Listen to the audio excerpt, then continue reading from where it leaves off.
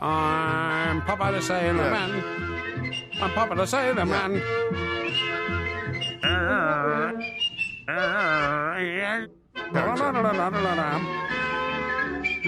Pluto, come here, Pluto. I'm gonna whip your ass and all that kind of stuff. Yeah. Popeye the Sailor Man. Yeah. You always beat Pluto in the end, didn't By the you? way, it's Pluto, isn't it? Pluto. Pluto. It's not Pluto. Pluto was a dog. Yeah, that's right, it was, yeah. If there's a bustle in your hedgerow, don't be alarmed now. It's just the two Mikes flicking through tomorrow's papers. What are you doing in my shrubbery, you dirty little... Nocturnal stirrings from the night garden of sporting news with Mike, Ninky Nonk Graham and Mike, Pinky Ponk Parry on Talk Sport. If you're up with a baby, you'll get it. Rum. Look at the light! Airtime, paper time, space time or anything. They're just nutters. Don't mess with me. I won't mess with All right, you. pal, otherwise I'll take you back to history and beat you to death with my intellect. That would take a long time. First you'd have to find it. What about the all the Beach Boys songs? You Yeah. know, fun, till a daddy takes the T-bird away. Is the beach a weather word? Well, California's full of weather. In fact, there's no weather. In fact, there's not even...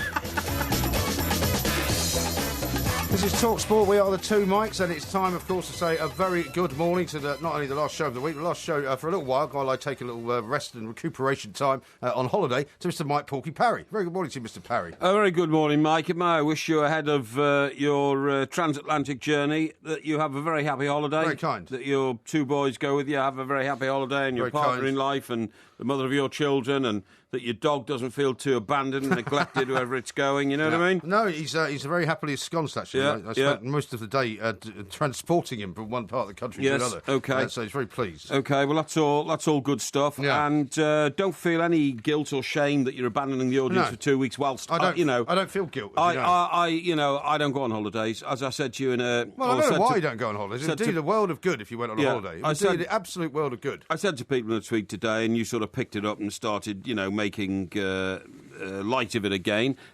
I'm like Gordon Gekko. Gordon Gekko said, didn't he, in the great film The Wolves? It doesn't matter. It doesn't exist. So is J.R. Ewing, but I still live my life by some of the rules J.R. Ewing applied to his life, and I still live my life to some of the rules applied by Gordon Gekko. And one of them is that lunch is for wimps. Don't you find it slightly odd, though, What? that your two heroes in life are actually to people that don't exist? Well, Figments of your imagination. no, because their characters have been based and forged on the best of a collection of probably 12 or 15 people, you know what I mean? The scriptwriter for The Dallas... point is they don't exist. The scriptwriter for Dallas has put together J.R. Ewing from a number of Texans that he's known and the particular characters they have.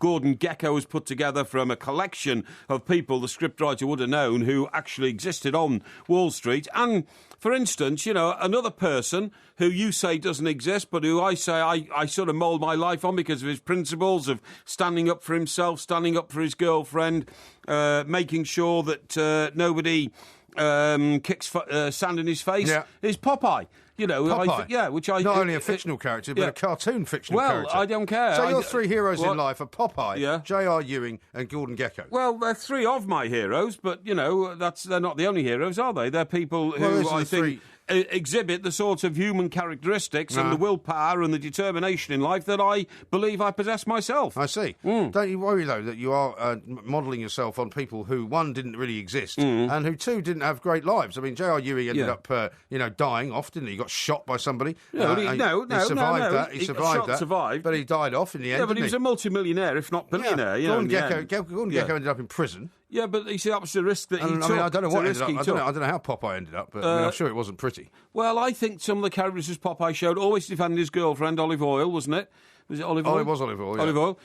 Always stood up to the bully who was it Pluto? Or Bluto? It was Bluto, wasn't it? Bluto, yeah.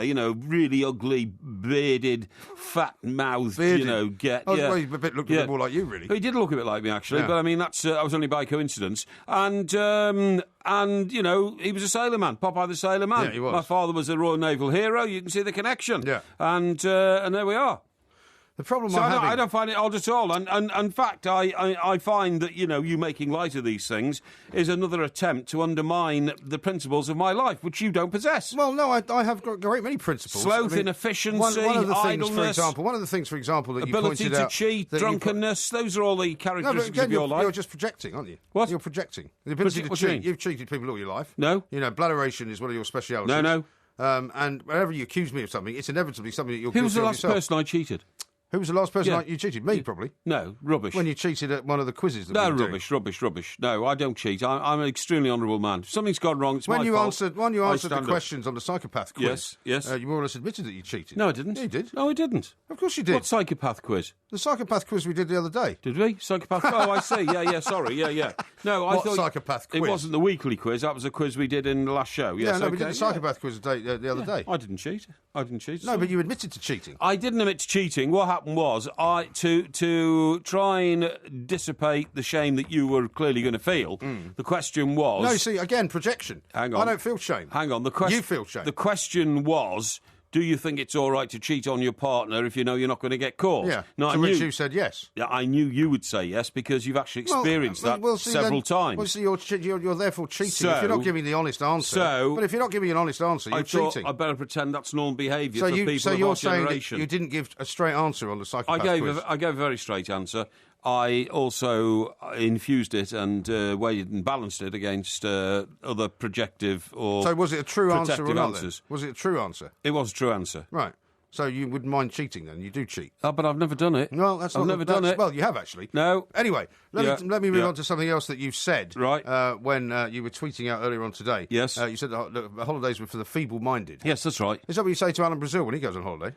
Al doesn't really go on holiday, if you see what I mean. He doesn't really go on holiday. And yet, I think he is next week, isn't he? He is going on holiday. No, he is definitely. He might have already gone, I think. Yeah, but he's off somewhere, yeah. So when he goes on holiday, do you accuse him of being feeble-minded? No, I don't know. Why not? Well, because as far as I'm concerned, Mr. Brazil's earned that holiday, you see?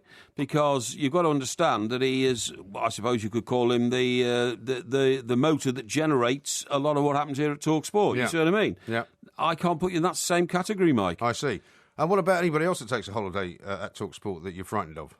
I'm not frightened of anybody. Aren't you? No. Well, why are you only having a go at me for going on holiday? Because I think that, generally speaking, the holiday culture which you embrace is excessive. What, my holiday culture of going on holiday for 2 weeks a year? Well, I think, you Christmas you sometimes push off as well. No, I don't. So, yes, you do. Oh, I take Christmas Day off to spend time with my family. Well, I don't want to get into it, Mike. I don't want to emphasise the fact that a few years ago you decided to take 3 weeks off to go and celebrate your 50th birthday and all this kind of stuff. I didn't take 3 weeks off. I thought you pushed off to America. I went to America for 2 weeks. Oh, you only took 2 weeks off of you. Yeah, that was my summer holiday. No, I don't think so. My birthday, if you'll remember, is in the summer. Yeah. No, I don't think so. It was last Sunday. But anyway, you forgot to wish me a happy birthday. We should be talking about Jose because we shouldn't. We should be talking about Louis van Gaal, actually. Well, Louis van Gaal and Jose, but Jose is going to give his version of events update tomorrow, isn't he, in his press conference? Well, he may do. Because he may decide not to answer questions about it. Well, yeah, but even that will be sensational if he blanks the questions about Dr. Eva and all that kind of stuff, Sounds like Dr. Evil when you say it like that. Dr. Eva. But it will all be sensational stuff, believe me, because you can't have... You're calling her Dr. Eva now? No, I'm not calling her Dr. Eva. You just called her Dr. Eva. The Dr. Eva. You just called her Dr. Eva. She's Chelsea's doctor, that's her title. But you just called her Dr. Eva. She doesn't... No, I didn't. You did? No, I didn't. You just called her Dr. Eva. If I was calling her doctor, I'd have called her doctor by her surname. Like, for instance, the doctor... You just called her Dr. Eva. The doctor who looks after my heart, the consultant surgeon, one of the best in the world, Dr. Banner. Dr. Banner? Dr. Banner. His surname, you see. And he's at the world's top thoracic unit at Harefield Hospital, which is where I go. Cool. In fact, I'm going there quite soon, actually, for a check-up, but there we go. It's another story. Oh, well, all the best for that. OK, thank you. And of course, now, Louis van Gaal, what's the position with Louis van Gaal? Louis van Gaal seems to be very grumpy about David De Gea. The back pages this morning... Well, you can't blame him. ...have all got various versions of David De Gea saying he doesn't want to play for Manchester United. Yeah, no. That basically his mind is not right. Yeah. And it's coming from him rather than it's coming from Van Gaal. And this is a guy, don't forget, Van Gaal, who didn't even know whether Angel Di Maria was playing for him or not. No. Didn't know whether he was joining PSG or not. Didn't know where he was in the world. Didn't know if he he was going to join the pre-season tour or No, not. no. So he must feel very undermined at the moment, I would have thought. Well, I don't think he feels undermined. It was he who announced to the world first that David De Gea's mind was not in the right place, and all's that David De Gea has done is actually confirm that. Well, why is he still there? Sorry? Well, why is he still there? Well, presumably because the transfer window hasn't closed yet. The ridiculous situation, it goes on till the end of this month. And that means that both sides are still in the negotiating process to try and for United to get the maximum money and Real Madrid to pay the minimum money. That's what's going on, though. Doesn't it seem absolutely crazy? Yeah, but that's what's going on. That's obvious. You may not know these things, but I do. There's a lot of trouble. We're going to talk to Gordon Hill coming up about that, because I'm sure he will agree with me that surely the best thing they can do is say to David De Gea, get lost. Well, we're not going to consider you for the team. Yeah. We're not going to have you on the roster, and we're going to go find another goalkeeper. Yes, but again, you see, once again, you don't appreciate the fact that it's all about the negotiating process. You wouldn't make much of a negotiator, Mike, believe me. I was a very good negotiator. I've had to deal with triumphs have you made in negotiations? Multi-million-pound contracts over the years. I've had to deal with property negotiations involving, hundreds of thousands of pounds. What, for your own purposes? Well, I mean, for the purposes of life, life has to go on. You have to deal with the brickbats that life throws at you. Sometimes those brickbats all form together. So you've negotiated on your own behalf quite a lot of substantial money contracts. Well, on business terms, yes, I would say I have. Yes, definitely. Yeah. There he is, man of the people. Yeah. Multi-millionaire, slum landlord, Mr. Mike Porky Parry. That's very harsh.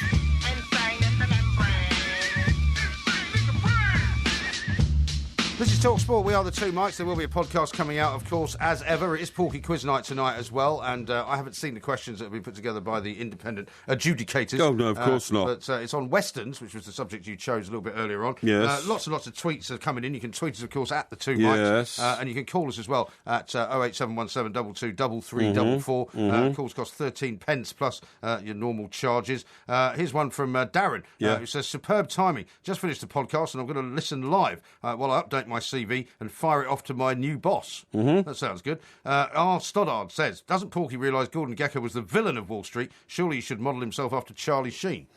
Not really. Charlie Sheen was the loser. He was a bit of a bum. He wasn't. He had the moral high ground at the end of the movie. Well, he did. But state's evidence, didn't he? Yeah, but he was naive. He got sucked into the unscrupulous world of Gordon Gekko, didn't he? And his dad, who was the airline union boss, wasn't he? Kept telling him not to.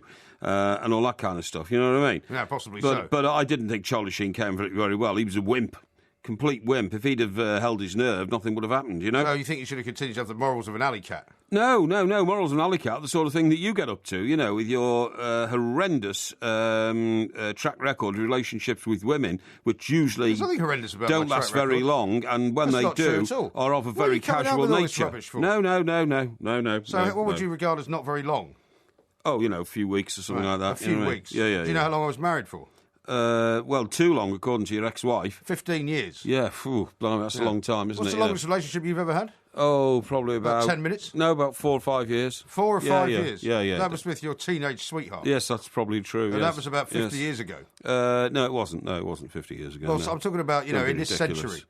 What? I mean, this century, what's the longest one you've had? This century's only 15 years old, so... Well, so you haven't had a relationship in 15 years? I think this is a ridiculous conversation. Well, you started it. No, I didn't start it, no. You accused me of not being able to have a relationship for more than a few weeks. I tell you what I wanted to talk about, because it's very relevant. Did you see today that somebody's proudly announcing, there'll be more youngsters going to university this year than ever before? Yeah, great. That's a disaster. That is a disaster. That is an utter disaster. It is. Because there are so many youngsters now going to university, getting ridiculous degrees, which mean nothing. They're going to come out and find that the world is a very cold place. Yes. It is utter nonsense. We should close down half of the universities in this country because people are going and getting ridiculously rubbish degrees that employers simply have no respect for and no time for. And children are being given... This is because the A-level results came out today, Yeah, that's right. Yeah, children are being given the false premise that, the world is my oyster, providing they go off to university and get a degree. No, it's not. I know people working in McDonald's hamburgers who've got degrees. In fact, the fourth least important person who mans the front desk on Talk Sport has got a degree. It's unbelievable. The fourth least important person? Yeah. Who do you mean? It's still a casual person who comes in when others are taking holiday and that kind of stuff. You see what I mean? What, the feeble-minded? The feeble-minded, yeah. And degrees now are given out like confetti. What you should do, and here I've got an example of it here, is you should look around and say to yourself, well, OK, so I'm either going to get onto this, a production line, do school, do A-levels, and then go off to university, or going to do something different. So what do? I look at all the career pages, and I look at all the career options, and I find that a young man, right, this was focused in tonight's London Evening Standard, a young man who had the opportunity to go to university instead decided to take up an apprenticeship as a trainee butcher in Smithfield Market in the City of London. What about that? Good idea. I think that's a brilliant idea. And what happened then? Well, he's just starting it now. He's just gone off to do it, Oh, right, OK. So how much money does he get for that, though? He gets £240 a week. Right. Well, it's not very much, is it? To start off with. I mean, but that's the problem, isn't it? That's why people think that if they get some form of degree that they will actually get a better job. No, but hang on. Many of them, that's not actually the case. No, but he's getting £240 a week whilst the rest of the student population is actually borrowing £240 a week to keep their hopes alive of getting a degree and then getting a great job. Maybe. Eventually, this boy will earn about £30,000 a year. Yeah. He says it's a brilliant job. And guess what? If we walked out the studio at the end of our working night, you'd probably find him because he works from midnight to 7 a.m. Yeah, in the old market. Very nice part of the world. Actually. Oh, it's lovely. It's a very good restaurant. Some very good restaurants, and also some very nice early morning drinking dens, Yeah, there used to be a place called the Cock Tavern that I used to go to for breakfast. I used to go to all the time. It used to open at 6 o'clock. Yeah, go in there, Power breakfast in those days. Yeah. No, totally agree with you. Now, don't forget... So that's what I think people should be doing, OK? Well, don't forget there's a couple of things that we need to mention, because we've got week 2 of the Selco Predictor coming up this weekend. And last weekend, you said that somehow the results that you put into your Selco Predictor weren't the ones that they weren't. We've agreed on that, though, haven't we? Well, it would seem to be that there was some kind of mistake. Exactly. So I want you to make sure that you do it right this week. Yes. I want to make sure that you write it down. I've got them printed out here. And so you filled them out then? Yes, I have. Because we'll be going through them a little bit later on. Yes, that's fine. And what I may do is I may fill them out for 3 weeks in advance, so that, I'll do that. No doubt, even when I'm not here, we can still take part, because we've got a mini-league as well, and if you want to know how to get onto that mini-league, we'll tweet out the code for that as well. Yes. So what about this from Ian? Right. It says, how can a goalkeeper's head not be in the right place, standing there and hopefully saving a shot? Overpaid, useless, and I can't say the word that he's using, but he doesn't have a lot of time for David De Gea. No, that's not right at all. You know what it's like. A goalkeeper has to concentrate on a football field more than any other player. You think? Yes, absolutely. Absolutely. If his concentration wavers, and you see it sometimes, David James used to be guilty of it. And who was it who told me? I'm just trying to remember now which footballer it was.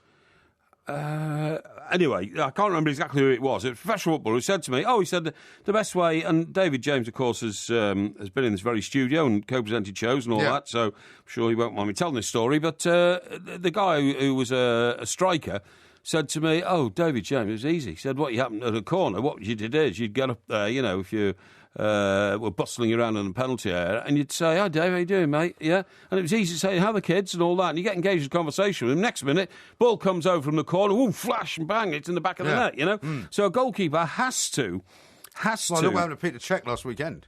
Yes, look what happened to Peter Cech, kind of lost concentration. So a goalkeeper has to be incredibly aware of what's going on in the field of play for all 90 minutes, every second 90 minutes, because play can switch so quickly from one end of the field to the other. Yes. And it can come from any of, 16 different directions. That's all I'm saying. Yeah. So what the point I'm making is for a correspondent there to say, what do you mean a goalkeeper's head can't go? A goalkeeper's head is the first that goes unless he's fully focused on the game. And I agree with Louis van Gaal in this occasion that De Gea's head is not in the right place. Yeah, I don't think Louis van Gaal is in control of the situation. That's what I get from what we heard him say there, because basically on the back pages of all the papers, I think it's De Gea who is leading the dance here. De Gea is the one that's saying he doesn't want to play for Manchester United. So Louis van Gaal is kind of trapped in a terrible place because his bosses will not sell De Gea to Real Madrid, as you said, unless they get enough money. They won't get Sergio Ramos now. Apparently he's about to sign a new contract. Yeah. So it's looking very, very dodgy for Louis van Gaal. I don't think he's getting what he wants. Is it looking a bit dodgy?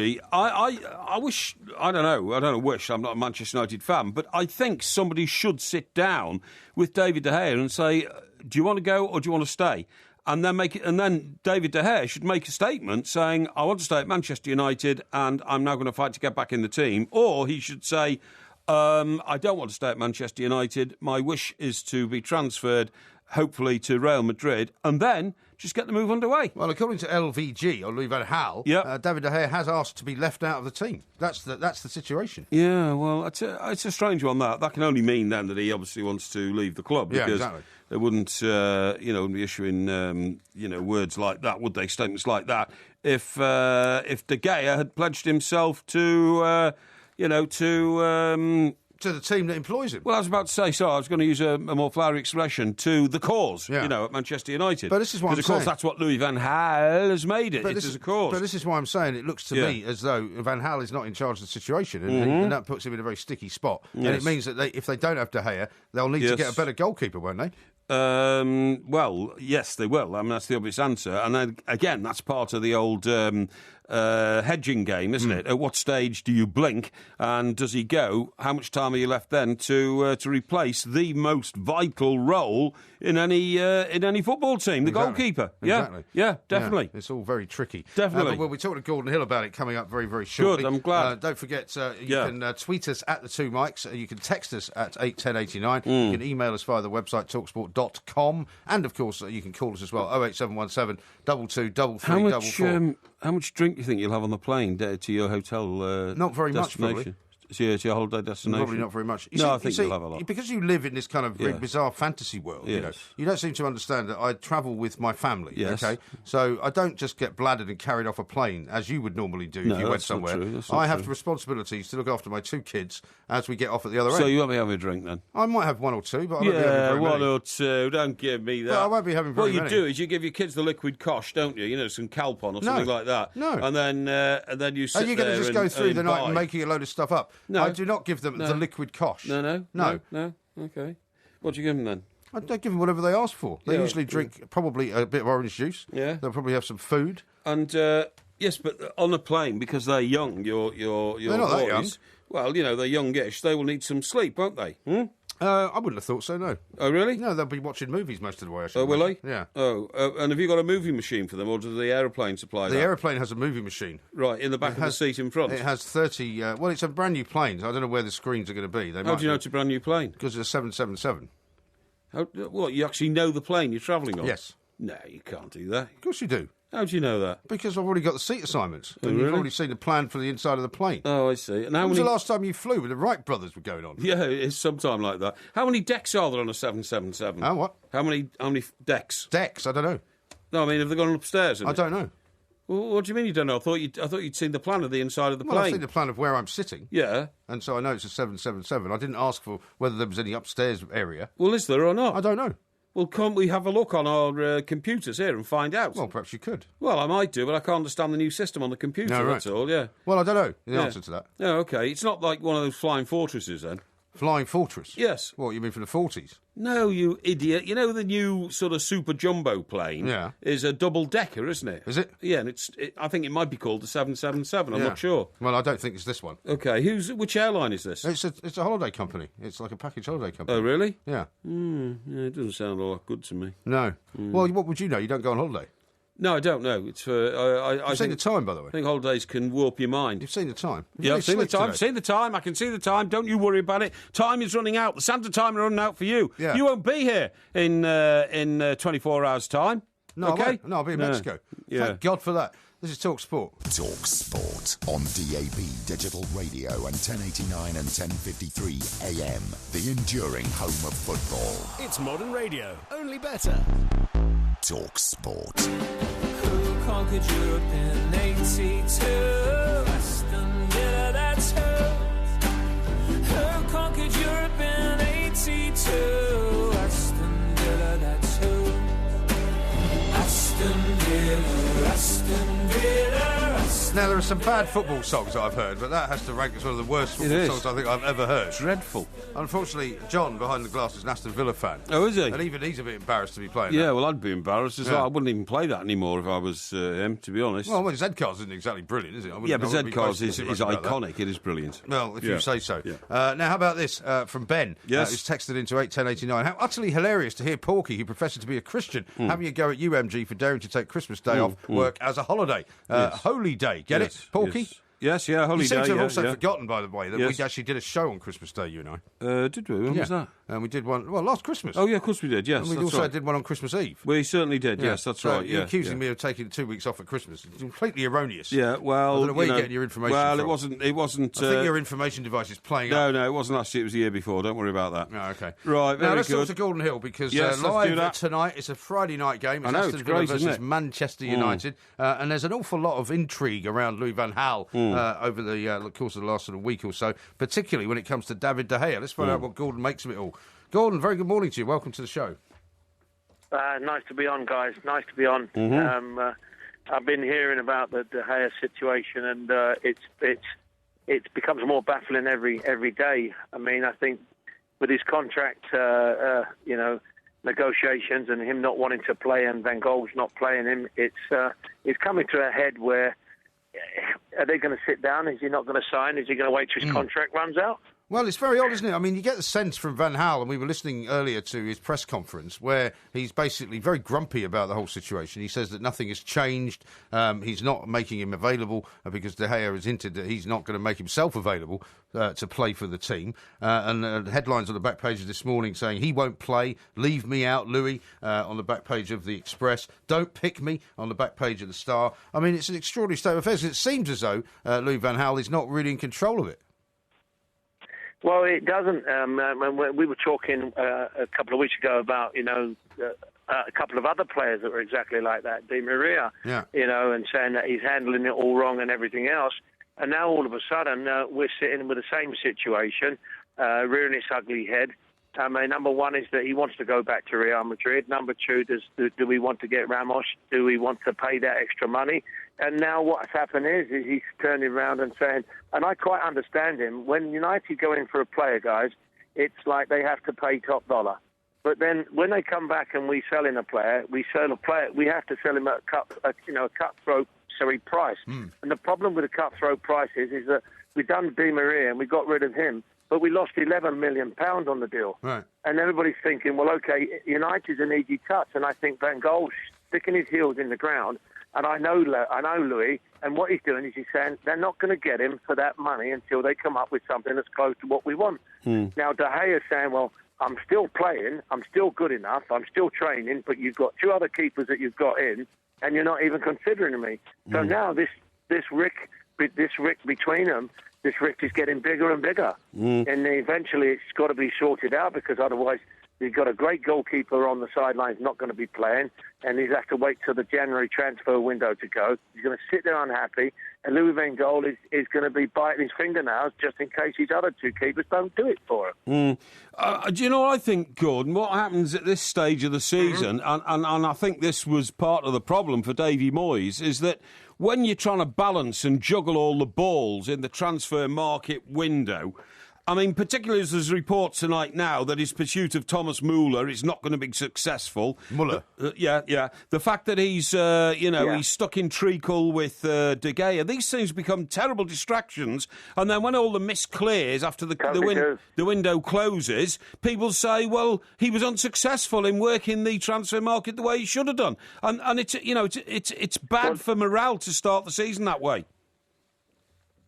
I agree with you. I think that you've got to have we've always had a settled side at United at the start of the season. Whether or not we've done good or bad in the results, and we've had people stay in and go in. But now what we've got a situation where he's causing mayhem because, number one, he wants the money for the player. He's not going to get the money for the player. Real Madrid are holding out. We can't get a deal between a player and some money. And De Gea saying, well, listen, I don't want to play. At first it was all nice and, shall we say, medial conversation where everybody was pleasant. Sure. Now it's becoming very unpleasant. And now all of a sudden, like, the rest of the players are saying, well, what happens if all of a sudden I was in that situation and he didn't want me? Would they sell me? And then would I have to wait? It's the same old story about upsetting Van Gaal. And Van Gaal, like we've seen, if you upset him, he's just going to turn around and then what he's going to do is just going to spit in your face, so to speak, and say, well, I'm in charge. Player or not a good player, you're not going anywhere. And that doesn't sit well with the club. United aren't like that. But then again, we've got the beginning of the season. We've got 3 points. We've got Villa tomorrow night. We've got Timmy Sherwood saying that he's gonna come out with all guns blazing. He's gonna play the youngsters, and then he comes out with a quote saying, "I haven't got no English youngsters. I have to go foreign." Yeah, absolutely. Well, the other problem for United as well is that the whole De Gea situation was supposedly going to be dependent upon whether they could get Sergio Ramos as some kind of part exchange. According to The Guardian this morning, Gordon, that's not going to happen because he's now ready to sign a new deal at Real Madrid. I think he was using Man United to get a better deal. Yeah. And that it smells because you've got somebody like De Gea there that's actually sitting there saying, well, hold on, if that's not going to work, forget about the player cash. Just buy me. Just come up with the money. If you think I'm that good, and I think he's good enough, then buy me. Put the bid in. Forget about Ramos because Ramos is doing it, and it's like we said. There's no loyalty in football. I know that. You know that. First thing they do is they kiss the badge.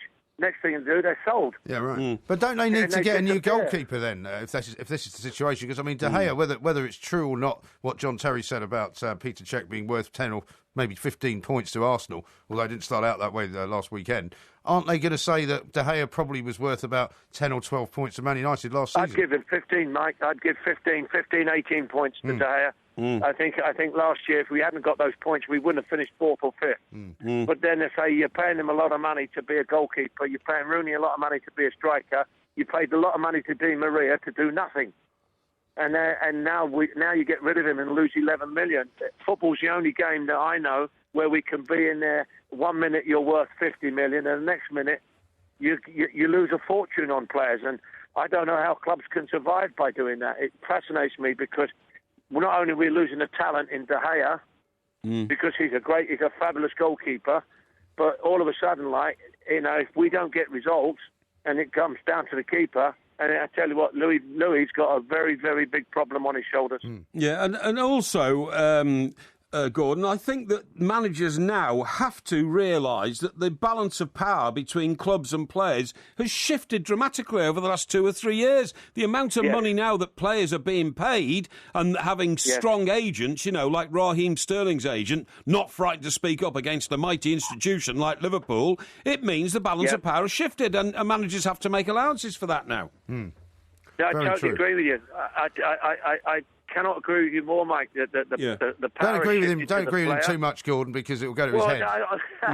I'm not agreeing with him too much, but Mike, you are definitely right on this one, my friend. Yeah. I mean, the agents now. It's going to be a game where the agents control it and the players do what they say, and that is going to be harmful to the game. Yeah, I totally agree. Now, I'm going to with leave you with this thought, Gordon, because we're running out of time, unfortunately. Oh, you've got a thought, have you? Actually, no, it's a text from somebody outside. Oh, right, OK. I thought it would be. Didn't think it'd be your thought. Yeah, go on, yeah. He's been very grumpy tonight, Gordon. I don't know why.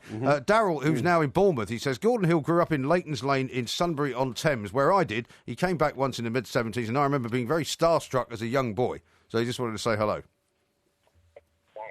Yes. Is that right? Sorry about that.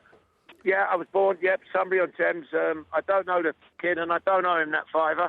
It wasn't me. Yeah. And I never went out with his sister. Well, No, I'm very pleased to hear that. That was probably Porky. Yeah. Thank you very much indeed. Very nice part of the world, Sunbury-on-Thames. Yes, Gordon, thank you very much indeed for joining us. You know who else used to live in Sunbury-on-Thames? Who?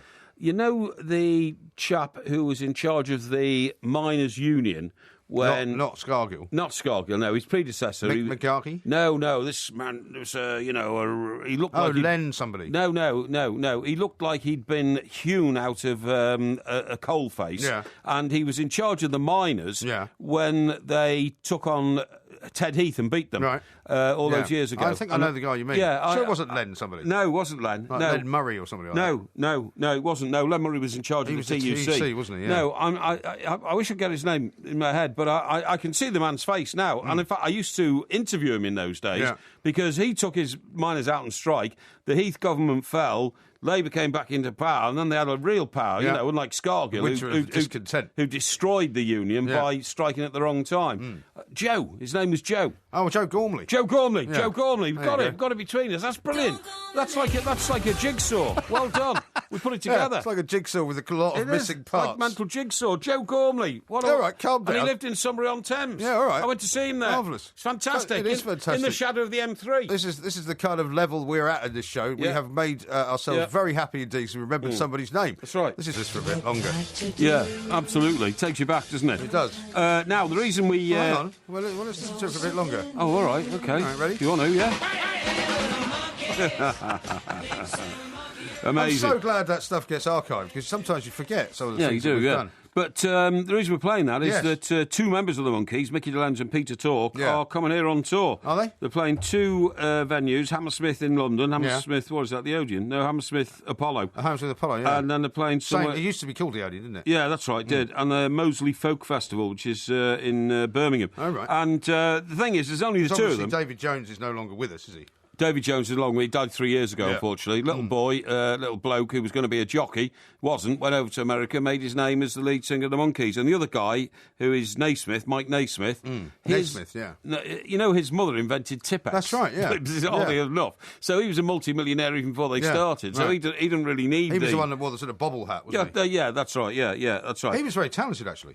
Well, I don't think any of them were terribly because talented. he did a couple of albums, quite a few albums actually, after the Monkees broke up. He did one about, when you talk to our South American correspondent sometimes. Yeah, the Brazilian song. Rio. He did I'm going down to Rio. Yeah. I might do, but then again I might not, or something. I remember the lyrics to it. Yeah. I'm only a boy down in Rio. Funny enough, that's the song that I remember as well. Is that right? Yeah. Anyway, the point of the story is... What is the point of the story? Are they calling themselves the Monkees? Yeah, they call themselves the Monkees, yeah. See, I'm not sure they should do that. Well, I don't know. I mean, they haven't got have they got a different lead singer? Well, no, but I mean, hey, I'll just tell you first. Mickey DeLenz was very talented as a producer and arranger and director. Did he get involved in television? Yeah, I'm sure he did. Yeah, music videos and all that. Yeah, he did. But anyway, no. But what you say about is it the real group? I mean, I think the biggest laugh is there's some bloke who tours around the world called himself Les McEwen and the Bay City Rollers. Oh yeah, because Les McEwen was the lead singer, but all the rest of them all pushed off years ago. You know what I mean? So it's just him. Yeah, that's right. Yeah, Les McEwen's Bay City Rollers, except that there aren't any Bay City Rollers. Just Les McEwen and a few guys strumming guitars. You know.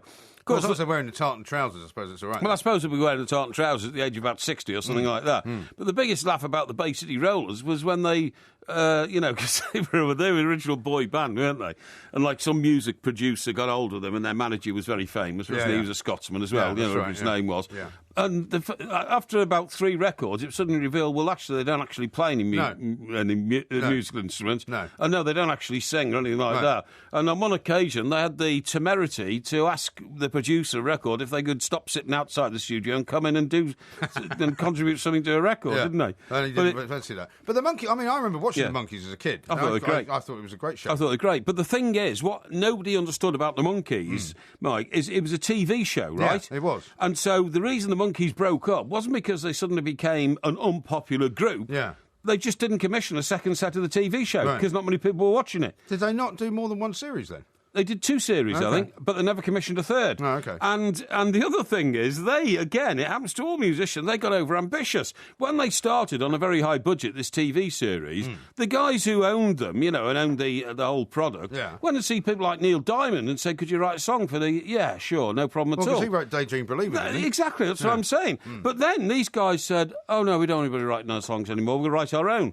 Then as soon as they started writing their own songs, they were garbage. Yeah. And, it's no wonder that they didn't want to put them in the show, and the music show, the TV show failed, and it was all over. Yeah. But I mean... Well, they were a kind of microcosm of the Beatles, weren't they? What happened to the Beatles in however many years happened to the Monkees in about 2 years. Yeah, I agree. You know what I mean? Except that the problem is the Beatles had 2 of the genii of the 20th century in terms of music singer-songwriters, The Monkees didn't. Monkees had 4 lads who were actors put together in it. I mean, it was a talent show thing, wasn't it? Yeah. Would you like to be in this group? Come and, you know, what do you call it? Simon Cowell's... Yeah, like the X Factor, Yeah, the X Factor, you know, come and have an audition. Well, and I all don't think that kind I'm of going to stuff. be going to see the Monkees, I have to say. No, I only wouldn't. 2 of them. But I bet you on the back of this, I might just get out the old Monkees Greatest Hits over the weekend, because you quite rightly say, Daydream Believer. Yeah. Now, apparently, according to... You've got a copy of Greatest Hits, have you? I have, yes. I've got the Monkees Greatest Hits, yes. I have, yeah. Yeah, I play it sometimes, yeah. And old Davy Jones, the little bloke who was the jockey, who died, I'm afraid, unfortunately, about 3 years ago. Yeah. His favourite song was, he said, the one I really like was Pleasant Valley Sunday. Oh, yeah. Yeah? Now, that I can't even quite remember that. I mean, it was pleasant, and it was about a valley on a Sunday, but it wasn't a distinctive song. Well, it was very much their kind of sound. Yeah, it was, yeah. I can hear it in my ears, even as we speak. Yes, You know what he was the most famous for? What? He was most famous for making David Bowie change his name. Who? Davy Jones? Yeah, that's a good point, that, because Because David Bowie was also David Jones, that's right, And yeah. they said, well, you can't call yourself David Jones because there was already one, and he's a massive star in America with the Monkees. That's right, yeah, you know, you're probably right. So Bowie, well, I'm right. So where did Bowie come from? Well, he just decided to call himself after a knife. Oh, really? After Jim Bowie? Well, after a Bowie knife, yeah. Yeah, well, the Bowie knife is named after Jim Bowie, Well, there we who are was the then. great Indian hunter who used to go Native around... American. Sorry? Well, Native American. Native American. Yeah. And he had a big knife in a sheath on his belt. Right. And the one of the great faux pas of the cinema world was when I remember this. It was a film about Jim Bowie, you know, the knife one with his knife. It's good because we're doing a quiz on westerns later. Oh yeah, I know, yeah. And anyway, there was a big, you know, controversy about Bowie shouldn't be carrying this big knife around, and this bloke in the film says to a woman, you know, because there's always a woman involved, a sort of love interest, you know, is he still carrying the knife? And she said, that's not a knife. No, she didn't. She said, no, he ain't carrying the knife, but he's still wearing the sheath. Because, of course, you put a knife in the sheath. You know? Now, the one you're thinking about is Crocodile Dundee. Yeah, no, I know that. Oh, yeah, exactly. I knew it wasn't in that film. Sure. Now, but anyway, hang on. Just get back to the Monkees. I'm going to finish to say. I don't know why you're obsessed with this Monkees tour, which isn't the Monkees. Well, it doesn't matter. It's brilliant. Members of the Monkees. Yeah, I know, but it takes you back to years ago. But what I was going to say was, you know, I come from Chester, of course, and I've told you many, many times, the Roman name for Chester was Diva, right? That's right. And you know the Monkees song, you know, then I saw her face, da-da-da-da, now I'm a believer. Yeah. Well, there was a bloke at the King's School Chester, right? And, of course, Chester used to be called the Diva. And so they named the local nut house, the sort of mental hospital, right. the Diva Asylum. Hospital. The Diva Hospital. Okay. And so to taunt a chap in my class when I was 16 about his girlfriend, I sing, you know, this Monkees song was popular at the time. Yeah. I sang, you know, then I saw her face, da-da-da-da, now I'm in the Diva. How cruel. Which I thought was very funny. Yeah, I presume he didn't appreciate the humour of that. No, he tried to thump me. Did he? Oh, yeah, he said, you know, how dare you, you know. Yeah. People never see the funny side of these things. Now, let me read you a couple of tweets out. Now, we mentioned that there is a quiz coming up on Westerns later. JPK says this: can you check Porky's pocket for any blank pieces of paper? Mike Parry has a propensity to carry it around. Rubbish. #, Sweeney quiz. Rubbish. Kevin says, Popeye makes sense as a hero for Porky. They share the love of tinned food. Well, I suppose that's... do you know what? I do like spinach, but what I find about spinach is I usually get the loose leaf spinach, right, in a plastic bag from Tesco's. Yeah. And it looks like, you know, big enough to use as a pillow, really. You know, it's a big bag and all that. Yeah. By the time you've cooked it all down, it is literally about... By the time you boiled it to within an inch of its life. Honestly, by the time you boiled it down, it is literally the size of a fish cake. Well, that's pretty much what everything that you cook looks like. No, but you boil it down to the size of a fish cake. No. But it is very nutritious. You know, like they have those MREs, I think they are, meals ready to eat in the military that they give people. They? Yeah, you open a can. MREs? Yeah. Thought it was a bully can or something. No, you open the... well, this is what happened in the Bosnian War. Right. In fact, when I flew over Bosnia the first time, it was because they were dropping food and stuff down to the refugees and people who were down at the bottom. The problem was they were dropping it to the Muslim section of former Yugoslavia, and they were dropping all sausages and pork and all that kind of stuff. Yeah, but you know what I'm saying is that you know these meals ready to eat where everything kind of looks the same. Yes. And like the stuff they eat in space, I kind of see that's how the stuff you eat looks, because you boil it all for such a long time that it all ends up looking, whether it's spinach, whether it's chicken, whether it's, cabbage. I don't boil chicken. You boil everything. No, I don't. I roast chicken in the oven. You roast chicken in the oven? Yeah. Are you sure? Yeah, of course I'm sure. Well, every time I ask you how you're going to cook it, you say you're going to boil it. No. That's vegetables I boil, because that's the only way I know to prepare vegetables, to be honest. Keith in Camden says this. Evening, gents. Not sure what Popeye cartoons Porky watched, but I don't seem to remember Popeye boiling his spinach. No, he didn't. He used to squeeze it out of a tin. He was like Peter the Great. He used to get this tin in his hand, squeeze it until the top popped off, and then the spinach, Well, he was a cartoon character, as I pointed out. He was a cartoon character, yeah. But Peter the Great wasn't. Peter the Great used to pick up silver goblets, right? Peter the Great wasn't a cartoon character. No, Peter the Great. He was an actual person. He was real. Yeah. But he was so big and strong, that he used to pick up silver wine goblets made of silver. And if silver wine goblets made of silver? Yeah, that's right, yeah. How bizarre. They were silver-coloured, but they're actually made of silver, the metal. Just to illustrate what I'm saying in this story about strength. Silver goblets, the same colour as silver. That's right, yeah. And what would happen is if some underling came into the royal dining room or something like that and gave him some bad news about a battle that was going wrong or something, he would crush the silver goblet in his hand, because he was so tough. Remember old what's his name? The Chinese mute guy in Goldfinger. What are you laughing at? The Chinese mute guy in Goldfinger. Odd Job. You mean Odd Job? Odd Job, yeah. Oh, right, okay. Remember, he crushed that golf ball. I don't know if he was mute. He just didn't speak. Well, okay. I don't mean he was mute. All right, the speechless one. Just the one who didn't speak. He crushed that golf ball in his hand, didn't he? He did, yeah. Down to powder. Well, that's what Peter the Great used to do. But you see, you could do that in those days, because silver. golf balls in those days had, that sort of big elasticated ball inside them. Yeah, that's right. Whereas you couldn't really do it now, because they're more solid. Them now? Well, they're sort of solid now. Are they? Yeah, they're differently designed. They don't have that sort of elasticated thing in the inside. Okay. Here's one from Jack, who's tweeted at the two mics. Higher paying jobs are generally given out to people with degrees specialising in that area. There are some rubbish ones, though. Not sure what your point is there, Jack. No, what I would say to that is, I would say that if you're going to university to study law, medicine, accountancy, where you go, become a doctor or a lawyer or whatever. Now, if you're going to specifically aim at a career that is recognised and for which there will always be a demand, then I think that's good. Yeah. Engineering, for instance, build bridges and that kind of stuff.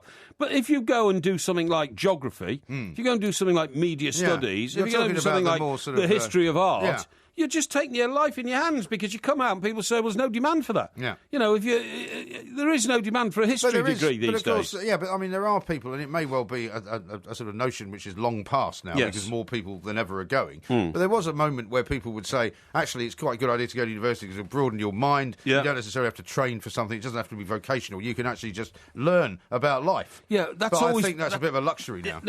Honestly, you could have done with a bit of that. No, I couldn't, because I was... I mean, you went to do a degree in, what was it called? Urban estate management. I mean, it's not exactly high-flying, Well, I realised it was a waste of time, so I gave it up. Did you have to wear a brown coat for that? Brown coat? Yeah. No, what we did is... we went out with... by the way. We went out with a theodolite in the Arboreton Park in Nottingham, right? A theodolite. I think I went out with one of them. Yeah, and the bloke with the theodolite... Could you just listen, please? The bloke with the theodolite had to train it on a red and white striped pole at the other end of the park, which was behind a dip. So we paid some school kid to hold the pole and waggle it around a bit while we went to the pub. Yeah, it was a brilliant... All of your stories about higher education end with while we went to the pub. Yes, that's right. Yeah, they do. Yeah, that's quite right. As long as you don't cheat, that's the main thing. No, absolutely. Yeah. Excellent. This is Talk Sport. We are the two mics. There will be a podcast coming out a little bit later on. I've got a few tweets to read out to you. Eagle says this, whose first name is actually Dave. It's a good show as always, lads. Heads up to everyone who got into university today, including myself. He says. Oh, really? So he got into university. Well done. I hope you have a fruitful life, but I hope you're doing something useful and not wasting 3 years of your life and a lot of taxpayers' money. Because it's obvious, by the way, at the end of the day, the system for university loans is rubbish. Because I think it's already about 9 billion in the black, isn't it? In the red, not 9 billion in the red. Where students simply just haven't got enough money to pay it back. Well, they don't have to pay it back until they reach a certain level of salary anyway. I know, but then when they do, it'll all gets written off, doesn't it? It's well, there's lots of ways of getting out of it, I think. That's part of the problem. I don't understand why we pay our taxes these days. In my day, when I went to the University of the Trent, I got a 100% grant. Yeah. My mum and dad didn't have to contribute anything. It was a lot worse in those days in terms of getting free money, but then fewer people actually went, so it wasn't such a big bill. No, that's true. Craig helpfully says it's the Airbus A380, which is the new aircraft with 2 decks. Okay, So that's the one you're thinking of, which is that's not what I'm thinking of, William says, MG, are you going to bring back a sombrero and a poncho for Porky? Well, good idea, yeah. I'm thinking I could bring him back something akin to the sort of present that he gave me for my birthday, i.e. a pair of crappy old headphones that used to belong to him. What do you mean? Maybe I'll bring you some free headphones. Hang on. What I gave you is an artefact from the history of broadcasting. Oh, really? Yeah. Oh, right. I wasn't aware of that. I thought it was just a pair of your old headphones. No. You've got no appreciation of the better things in life. Jay says this, I think Porky's sad you are leaving him in his one-of-a-kind way. Well, one has to cope with life, and people always let you down. Here's a picture of a 777, by the way. Everybody will let you down. Oh, that looks okay. Yeah, it looks okay. I'll tell you what I brought back from Mexico once when I was in Tijuana. Yeah. It was a street... I can imagine what you brought back from Tijuana. No, it was a street painting. To go straight down to the hospital, I imagine. No. It was a street painting of the guy from Peanuts. You know, the dog? The dog? Snoopy the dog, yeah. It's a street painting. I've still got it. Got it on the wall in one of my properties somewhere, and it's... is it original? It's an original. Original. Are you sure? Well, I don't know, but it's not just a print? No, honestly, it's a great... How much did you pay for that, then? About $80, as I recall. Yeah, $80. Like that. And why would there be an original Peanuts cartoon in Tijuana? I don't know. I can't explain that. But I mean, and it's in a plain wooden frame. Was it a post-lunch purchase? No, not at all. Not at all. No. Now here's one from Frazzle. He says, I thought Porky was meant to be off the Red Bull. Yes, I am. Yeah, why? What's that in relation to? Well, I think it says you sound like you're back on the Red Bull. You sound very energetic. No. Quite aggressive. Harry says, I'm going to Mexico next month. I think you'll be on the Dreamliner. That's what I'm flying on. Oh, yeah? Dreamliner, eh? Yeah, sounds good. That's what they call it. Go on, yeah. Let's see, a couple of other ones. Here's one from William who says MG will be the new Desperado when he returns from Mexico, but dinner with the Professor first. I won't be able to have dinner with the Professor who's over in Mexico because he's on the west coast of Mexico. Yeah. So I won't actually be able to see him. No, you won't, no. And here's one from someone who doesn't give a name, right? But it is a text. It says, MG, don't forget Porky cheats. He has 2 sheets for the predictor. One he writes the results he says to the audience, the other different results he puts on the predictor. If he gets a high score, he keeps quiet. If not, he shouts that it was gerrymandered. Yeah, well, I keep an eye on things very, very carefully. You're right about De Gea. All the headlines say in tomorrow morning's papers, don't pick me, De Gea to sit out Villa clash, that's in the Star. De Gea not eager to play Admit United. And even the Independent, Van Gaal, De Gea does not feel able to play for us. So it's all over, isn't it, there? It's got to be. There's something very odd going on. I don't think Van Gaal is very happy. I don't want to play on the back of the sun. Yeah. I'll tell you what I haven't told you. Is that I very nearly didn't make it in here tonight. Oh, really? What happened? Well, I had a very busy day. A lot of the audience would say, you shouldn't have tried as hard to get here as you did. I think they'd be very, very disappointed. But I had a very busy day, as you know, because I had to deliver the dog back to his family where he came from, which was a bit of a long and drawn-out journey, has to be said, all the way from the south of London all the way to the north of London and then back to the east of London. Yes. Anyway, but I got back and I wanted to park. I've got this sort of underground parking space that I very rarely use because I thought my car's going to be unused for 2 weeks. Probably quite a good idea to take it off the street. Yes. Even though it's kind of a private road, it's quite safe. Yeah. So I thought, and I haven't used it, I don't think, for about a year. What, your parking space? Yeah, because nobody... I tell you what, you're lucky there was nobody parked in it when you got there. Well, no, the thing is, around where I live, you see, there's ample parking. Right, okay. So it's not a problem. Okay. You don't really need an underground parking spot. I mean, if it was in the middle of town, there probably would be somebody in it. Yeah. But it's relaxed. There's no yellow lines. There's no double yellow lines. You can park anywhere. Okay. So anyway, that's a very rare community, by the way, well, these days. What I'm surprised about, because it's so close to central London. I'm amazed that people don't drive in from sort of Essex and just Kent park there. And just park there and get on the tube. Yeah, I'm amazed as well. Because they do that in West London. Well, that's what they do around me. Yeah. At the moment, what's happened is we've got a load of developments going on in stockbroker belt territory, and people are coming and parking their cars in round the back of my my luxury block, and it's getting on my nerves. Yeah. It's very strange. Anyway, so I've got this little kind of remote control, buzzer, I suppose you would call it, buzzer, for opening this electronic gate, which slides to the side. Yes. And so I drove up to it, I pressed the button, and had to press it a couple of times, but it opened. Yeah. Drove the car in, and I was like, well, I'm not going to completely basically leave it here. I'm just going to do a couple of things, tidy up a few of the bits and pieces. Because I have to park quite close to the wall. Anyway, the gate, after about, 40 seconds, 45 seconds, closes, right? Right. So I was finishing up with all the stuff that I was doing, and I thought, well, I'll just drive it back upstairs, get the cases out, blah, blah, blah. Press the button to release the gate, to open it, and nothing happened. Right. So is this inside? I'm inside now. Inside. Well, isn't there a release button on the gate itself? No, there isn't. Should be. No, it's an electronic controlled gate. Right. And okay. there's a sort of pedestrian gate to the left. Yeah. But that's also controlled by the clicker. Right. So I press the clicker So you haven't again. got a handle on the inside where you can just release the gate? No. Well, that's very unusual. No. It's very secure. Yeah, but I tell you what, I bet you that's against fire regulations. Well, I don't know about that. Yeah. Anyway, I pressed the clicker again. Nothing.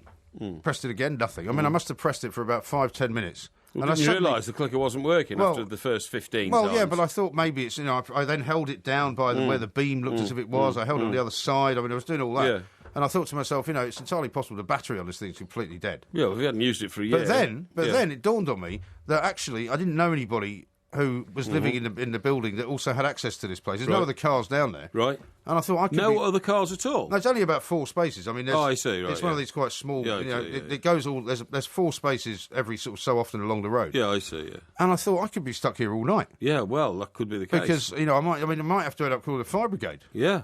Because literally I didn't know anybody else that had this thing that could let me out. There was a couple of people walked past, and I thought, well, there's no point in me saying, excuse me, can you help me get out? No. Because they can't. They can't help you get out. Fortunately, about 15 minutes went by, and I just I didn't know what to do, and I just pressed it one more time, and it opened miraculously. I mean, that must have been a great relief. It was. Were you saying thank you, God, and all this kind of stuff? Well, I mean, because not only was I worried... in God then? Well, no, I wasn't thanking God, actually. I was just being very relieved, because I thought not only could I miss the show, I could actually miss the flight. I could be stuck in there for, a week. Yeah, your children might wonder where you'd gone and all that kind of stuff. Just incredible. Bad news. I mean, you could have called me, of course. Well, I could have done, but I don't know what you would have done. Well, I would have had to call you if it had got to that point. So I'd have been like, look, I'm sorry, I'm trapped. Yeah, well, I'd have East London. I come down with a blowtorch or something. I always try to assume a sort of masterly role in emergencies. How would you have get got me things out sorted. of there, then? How would I have got you out? Yeah. Well, I'd have come down and assessed the situation, on-site inspection, and then I'd have come up with a solution. I can't tell exactly what the solution would have been without looking at the site itself,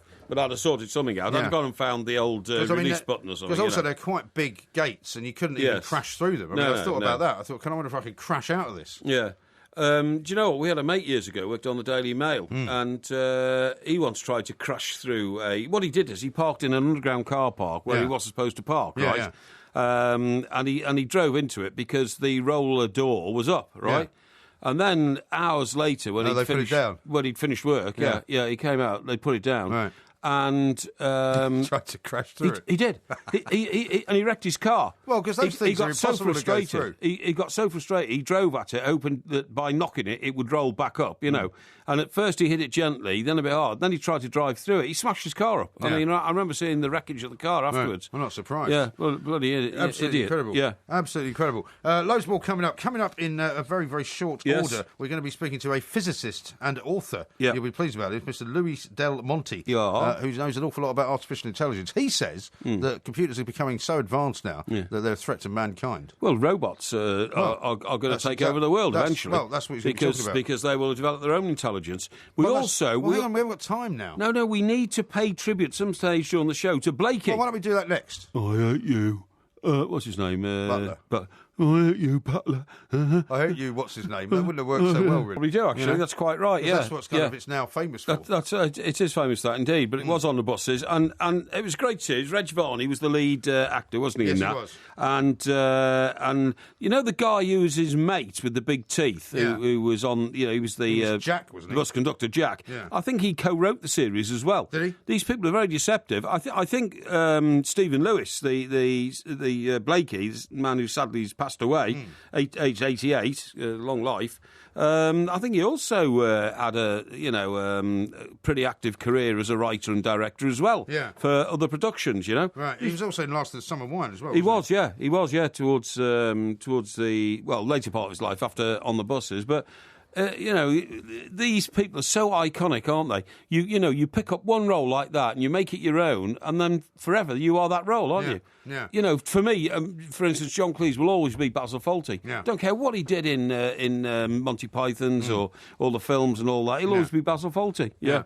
Yeah, I mean, you've often referred to on the buses when you do your Porky Vision scenario. Yeah, and I mean, he was, as you say, this guy was very much an integral part of it, wasn't he? Yeah, of course he was. Yeah, it was. I mean, he was the what's the word I'm looking for? The nemesis, wasn't he? To Reg Varney and Jack. Yeah, you're absolutely right. But he got his start in the Theatre Royal Stratford East. Yeah, he was Joan Littlewood. He was brought up, wasn't he, in East End of London? He was. Yeah. No, it's a great story. At 88, I mean, what a long career that is to have in the theatre. Yeah, very good indeed. Yeah. Now, I've got a few tweets to read out to you. Okay.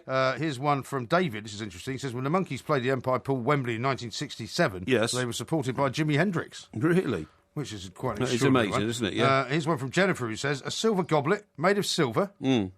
Yeah, well, you know. Frazzle has added, and silver-coloured too. Yeah, but you know exactly what I'm talking about. You know, everybody sort of gets wound up about imitation these days. I just thought I'd let you know it was real. It's a serious form of flattery. Well, here's another one about that imitation Schultz you've got. Yeah. Roy Dickinson says he bought a knockoff in Tijuana, so he got robbed by a Mexican with rat-like cunning. Yeah, well, yes, except that it does look very genuine, believe me. I've had it for 30 years. Have you had it valued? No. But you should get it valued. Yeah, but I've had it for longer than that. I've had it for about 35 years. Really, yeah. James says this, Porky's so anti-university because he never attended a real one. #Polytechnic. No, that's not true. I went to Brasenose College, Oxford for an interview, which lasted 2 days. And a bloke, we didn't go there, though. A bloke with a bib and brace sort of brown overall on used to bring you a cup of tea in the mornings when he woke you up. It was amazing. Right. Absolutely amazing. All right, now, hold on to what you've got to say next, because we've got a couple of calls to take here. Let's do on that. the Manchester United front. Totally first, though, Samuel says, please tell Porky to pronounce De Gea's name properly. He isn't a stick in a car. #plank. De Gea? De Gea, there you go. Yeah. So you can say it. Well, what's he moaning about? You were calling him De Gea. De Gea, yeah. De Gea. Oh, De Gea stick. Yes, okay, I understand what you're saying. All right, let's talk to Pav, who's a Man United fan. Let's do that. In Harrow. Pav, a very good morning to you. Morning, gentlemen. Yeah, morning, Pav. I've been harsh on Louis van Gaal here. I'm not really sure in the current climate what more could be expected of him, given the player, for whatever reason, probably due to his own background, wants to leave and go to Madrid. I totally agree. I totally agree with you. Mike Graham is being harsh on him. He doesn't understand the world of football. He doesn't understand the balance of power in football. You've got it absolutely right, Pav.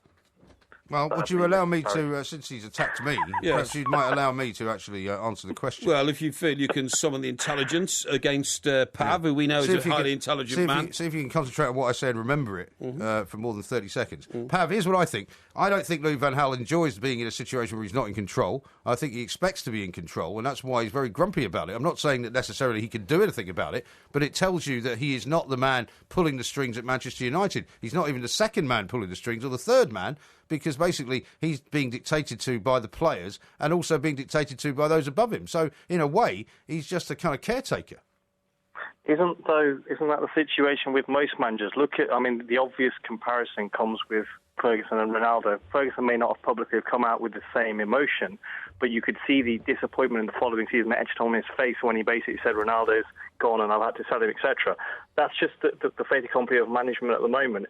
I think in Ferguson's case, I mean, he knew Ronaldo was going to go. He kept him for as long as he could, and then he accepted the fact that he was going. We've now seen 2 cases of high-profile players, Angel Di Maria and now De Gea, basically just kind of hanging around with not even the totally different scenarios. No, hang on. Totally different scenarios. No, they're not different. I'll tell you why they're the same. He didn't want Di Maria. No, but I'll tell you why they're the same. Because he doesn't know whether De Gea is staying or going. He didn't know whether Di Maria was staying or going. Of course he knows. No, he doesn't. He does. Well, would you let Pav answer the question? Pav, he's going, isn't he? He is, but I agree with Mr. Parry here. With Di Maria, there were issues for a fair few months. With De Gea, it's been clouded because it's never been clear cut. I mean, one of the problems, I know this isn't strictly what you were talking about, but one of the problems is with Iberian players generally, and it happens with a lot of them, when they come over to the Premier League, whichever club they seem to go to, if they do well, it's almost a question of, well, they'll live it up in the Premier League for as long as possible, but as soon as Real Madrid or Barcelona click their fingers, they can't wait to get out of it, which is a bit disappointing. But I suspect that's more common for footballers generally. But getting back to this situation, I mean, the noises from the De Gea camp, he's not actually come out, in my opinion, in any one camp and said decisively. All we've heard is sort of drip feeding from the agent, drip feeding from his girlfriend. And I think until the player comes out, I mean, if you want to leave, I mean, look, from a slightly different perspective, you look at Raheem Sterling. I mean, I'm a United fan. I mean, far be it from me to defend Liverpool, but I thought the way he did all that and the way that was all constructed was awful. Yeah, I agree. Because the bottom line is, Liverpool have given him the start. I know people talk out on and on ad nauseum about loyalty in football, it's gone this and the other, but come on, you surely owe someone something. That's what I think here. Yeah. And briefly before I go... Well, let me just point one thing out to you, because you may not have seen the back page of the Times this morning, Pav, in which Louis van Gaal is quoted at length, right? And he says that basically De Gea is distracted by interest from Real Madrid. He says, we've talked with him. He fully agreed with our decision. This is the decision to drop him. I have one assistant coach, Ryan Giggs, another assistant coach, so we speak about that kind of thing. We have a goalkeeping coach, Franz Hock, and I'm not doing everything alone. He says Franz Hock had a meeting with David De Gea and asked him, do you want to play? And he said no. Well, that's now. That's only, even if you... I mean, I was watching the press conference yesterday, and other than the extended press conference where that's all seemingly come out from in the last few hours, there was nothing in there to say that the journalist asked him the question about De Gea, and he simply said Romero's play. He didn't elaborate why. That's only come out in the last few hours. Right. Well, so if he has come out and said that, fair enough, but that hasn't been the case since May. All we've heard, even at the Footballers' Awards, the United Awards, all we were hearing was we want him to stay. So I think it's a bit rich. Well, see, we bring you the latest news, Pat, you see. That's absolutely. It's embargoed until 10:30. Yeah, and also he's LVG has now got to the state where he's saying, I'm not answering the question, I've already answered it, so nothing's changed. No, he's in very his grumpy, head. though. Yeah. He's very grumpy. Yeah. Pav, thanks very much for your call. Let's talk to Michael. Michael is in North London. Hi, Michael. Good morning, the two Mikes. Yeah, hello, mate. Yeah, well, it's interesting stuff. I just think with the De Gea thing that, I think it's been made simpler. Manchester United I want to keep him, but they've had to ask a price to try and prevent Real Madrid buying him. Yeah. Obviously, the longer it goes on, De Gea's going to get more unsettled. He's a young man. He wants to go there. But I think United, in this particular instance, not in every instance, I think that what's going to happen is it will be played right to the wire, and unless Real Madrid meet the price, he'll still be a Manchester United. No, I don't think he will. See, what's happening at the moment, Michael, is he is on the equivalent of gardening leave, i.e., we're not letting you go to the opposition, but we are not letting you play for us. You're on gardening leave. We'll keep paying you, but you're not going to be suitable to play for anybody else. It might be unsatisfactory, but it's the absolute truth. You can't play a player whose head is not with you in your team supporting your defence. So it's finished. It's over. It's just now a question of structuring the deal to get him to Madrid. So you don't think that the deal could break down, and he would be playing in September, for example. He's already. No, he's going to Madrid. No, he's already in the squad for the Champions League. We were told that last night. Right. So that means that he wouldn't go to Real Madrid and be able to play in the Champions League. So he will, as long as he doesn't play for United in the competition. Yeah, but he's already in the squad. He's named in the squad. Well, it doesn't matter as long as he doesn't pull on a shirt and. Well, they're playing next week. Well, yes, that's probably one reason why he's not playing at the moment, because otherwise he'd be cup-tied, wouldn't he? That may well be. The easy solution to this, Michael, is for Spurs to sell Hugo Lloris to Manchester United, obviously. Well, that's what I'm hoping. It's going to go beyond the transfer deadline. Right. Can I turn to Mourinho for a moment? Yes, we haven't got a lot of time, so you've got about 30 seconds. Watching, on Sky and so on, the same clips being replayed, I think I caught the young lady who's quite feisty saying to him, I'm not sure if there was an expletive or two, but I've caught her saying you should know your place, or words to that effect. Oh, really? Yeah. Well, I haven't seen my lip reading. I haven't looked at the lip reading close enough. Certainly, one of the papers this morning says that Jose turned the air blue, suggesting that he may have sworn at her. Son of a female dog during his heated touchline row. Son of a female dog? Yeah. Well, you know what a female dog is. With Dr. Eva Canario. Video footage released by Sky Sports yesterday shows with Angry Mourinho shouting the Portuguese term. It's around the world. I don't care. None of our listeners speak Portuguese. So you want to keep going with this? No. Good. This is Talk Sport. Talk Sport on DAB Digital Radio and 1089 and 1053 AM. Freedom for sport. Can we kick it? Yes, we can. Talk Sport. We are the robots. We are the robots. My girlfriend's not my girlfriend. She's a robot. We are the robots. We are the robots. My girlfriend's not my girlfriend. She's a robot. This is Talk Sport. We are the two Mikes, and of course the Porky quiz coming up a little bit later on in the show is on westerns, not Western civilizations, but Western movies. But what we're going to talk now, though, is the sort of the rise of different kinds of civilizations, because we've got a physicist and author. I'm very honoured that we've got Luis Del Monte coming on, because he's going to tell us all about the advent of artificial intelligence and how now robots are actually learning things and creating new robots that learn even more. So let's find out from Luis, who worked for a long time in this field, precisely just why he thinks this is so dangerous. Luis, a very good morning to you. Welcome to the show. Good morning to you. Now, you've worked in this field for many years. You were a leader in development of microelectronics for IBM and Honeywell. I mean, back then, you could never have imagined how advanced, presumably, these machines could become. That is correct, but even back then, the integrated circuit industry followed what was known as Moore's Law, right? which states that computing power, computational power, doubles every 18 months. So all the solid-state manufacturers of integrated circuits, including IBM and Honeywell and a number throughout the world, followed that observation. It's actually an observation. It's not a true physical law. But that computing technology, computational capability doubles every 18 months. Right. So what's occurred is we're at the point where within 10 and at the outside 15 years, we'll have computers that are equivalent to human brains. They'll have both the computational capability and the hardware, the software capability of a human brain. Well, doesn't this, Louis, mean then eventually the computers in the form of robots will take over the world? If they can start thinking for themselves and they're physically stronger than a human being, then we're all going to be subjugated by robots, aren't we? Potentially, that's the concern I expressed in my book. When I wrote the book, it came out in April of 2014.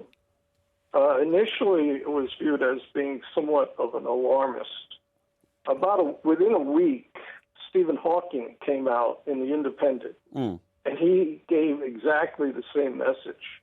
Wow! Within the past year, Nick Bostrom of Oxford came out with a book, Superintelligence. Same message.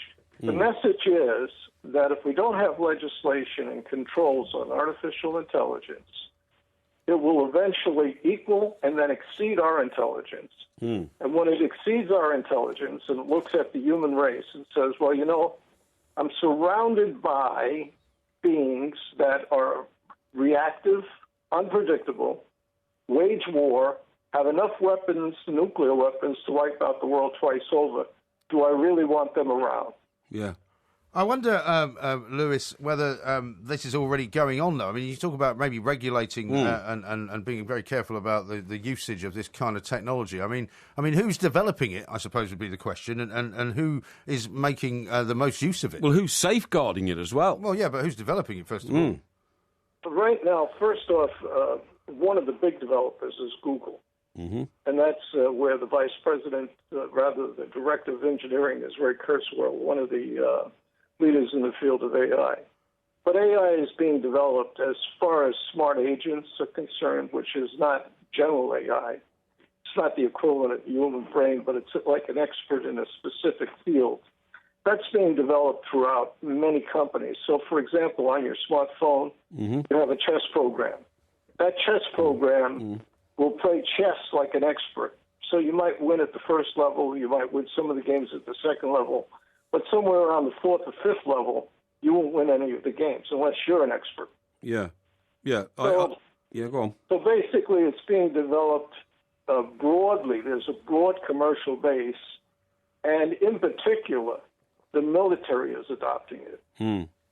Well, that's the worry, isn't it? Really? Yeah, because they have a proactive soldier. I mean, the point is, Louis, what I can see here is a tipping moment beyond which the human race is then in peril. What I'm saying is people are happy to see artificial intelligence developing because commercially it makes sense. It means people are making more money and having to do less work because the machine is thinking for them. But the tipping moment will be the moment you can't switch that machine off and it starts thinking for itself. Who's safeguarding us against that moment coming along? Well, right now, there are no safeguards with regard to legislation or treaties. There's nothing in the United States. What we have are the cyber laws, and they're very inadequate regarding artificial intelligence. So it's a self-policing. Google has their own panel that self-polices so that they develop friendly artificial intelligence. Friendly is okay until friendly starts to think unfriendly. Yeah. I mean, is it conceivable, Louis, that we could have a sort of Skynet scenario? I mean, I know it's probably a bit of a corny question to ask you, but everybody knows the story of the Terminator and, you know, how, one simple kind of development of a particular computer chip kind of changed everything. I mean, is that what we're dealing with here? I do not believe it'll be a Skynet scenario. I think the machines will be... The tipping point that you're talking about is called the singularity. Mm-hmm. And I've predicted it, and so have a number of others. We are in very strong agreement that it will occur between 2040 and 2045, where machines actually exceed the cognitive intelligence of the entire human race. At that point, they will develop the next generation of machines without humans, and we won't understand it. So the basic issue is they're not going to wage a war of bombs and bullets. They'll be too smart for that. Mm-hmm. We will believe that they are serving us. We will believe artificial intelligence is friendly and serving us right up to our extinction, unless we put controls in place. And the controls that we need are hardware controls, not software controls. Asimov's laws, the 3 laws of robotics, those are software-type controls. Mm-hmm. We need those expressed in hardware, where we can turn off the machine, that we can filter what the machine does, that we maintain control. And that's the basic issue. Yeah, well, that's all fascinating stuff, Louis. And what I'd like to ask you is, you're saying it'll happen without us recognising it. It'll happen in computers, but won't we start eventually building, for want of a better word, Terminator-type human being-looking robots, because we'll need them to do the work that a human body does, on construction sites and, digging ditches and all that kind of stuff. And once they acquire the brain, then they become physically up against us. They'll start killing us, grabbing us by the throat and squeezing us to... No, they will. They will. They will. Why will they? Louis, they will, won't they? If they have the physical form, they'll attack us. That exists right now, but that capability, robots that do the work of humans, exists today. For example, we have, in the United States, we're fielding police robots that hand out parking tickets. Okay. Do the trivial aspects that the police would do. Yeah, well, we have in every car factory in the world, we have robots building cars. That's correct. And if you look at like Tesla Motors, and you look at that robotic factory, you can hardly find a human in the entire factory. Exactly. And once they start thinking of themselves, jumping in the cars and driving off in them and all this kind of stuff, the rush for freedom, I can see it now. I was hoping to have a relatively sensible conversation with Lewis. Lewis, I'm sorry we're out of time, but that's fascinating stuff. Perhaps we'd like to get you back on again, because I'd like to talk to you about these mother machines that are helping to kind of breed children models and how they're learning. But we'll have to come back to you and talk to you about that another time, if that's okay. That would be wonderful. Thank you. Thank you very much indeed. Lewis Del Monte. What do you try another barbed? Lewis, why do another barbed insult at me again? Lewis, by the way. We were having a sensible conversation until you what? started talking about robots kind of attacking people. They will. Have you never seen the Avengers series with the Cybernauts? The Avengers? Yeah, the Cybernauts. Well, that's a fictional TV show. I know it is, but what I'm saying is most of what Louis told us has... Lewis. Most of what Louis told us is fictional, right? In the past. It isn't. No, it's not. Exactly. That's what I'm saying. No. 100 years I'd already ago. Asked, if you'd been listening. 100. Right, hang on. If you'd been listening, I'd already asked him about the Skynet question. Yeah, okay. Forget Skynet. 100 years ago, Jules Verne predicted all this, right? And everybody knocked him down. Jules Verne, who predicted, 20,000 leagues under the sea and all that kind of stuff, right? That there were monsters in the sea, which... there aren't monsters in the sea. There are. There's giant squid. Where? Giant squid. There were no giant squid. Where's the giant squid? The giant squid are washed up all over beaches in Japan all the time. Giant squid. Don't you see them? I do. Anyway... Well, they're not killing anyone, are they? They're dead. But they're there. Now, what I'm saying is that what Louis told us is happening. If I'd have told you 60 years ago robots will build cars in the future... I wasn't here 60 years ago. No, I know. Robots will build cars in the future. Nobody would have believed me. Nobody would have believed you. Now, I'm telling you... We will build machines in human form, which are robots, to do the work of a man. And once Lewis said we are already doing that.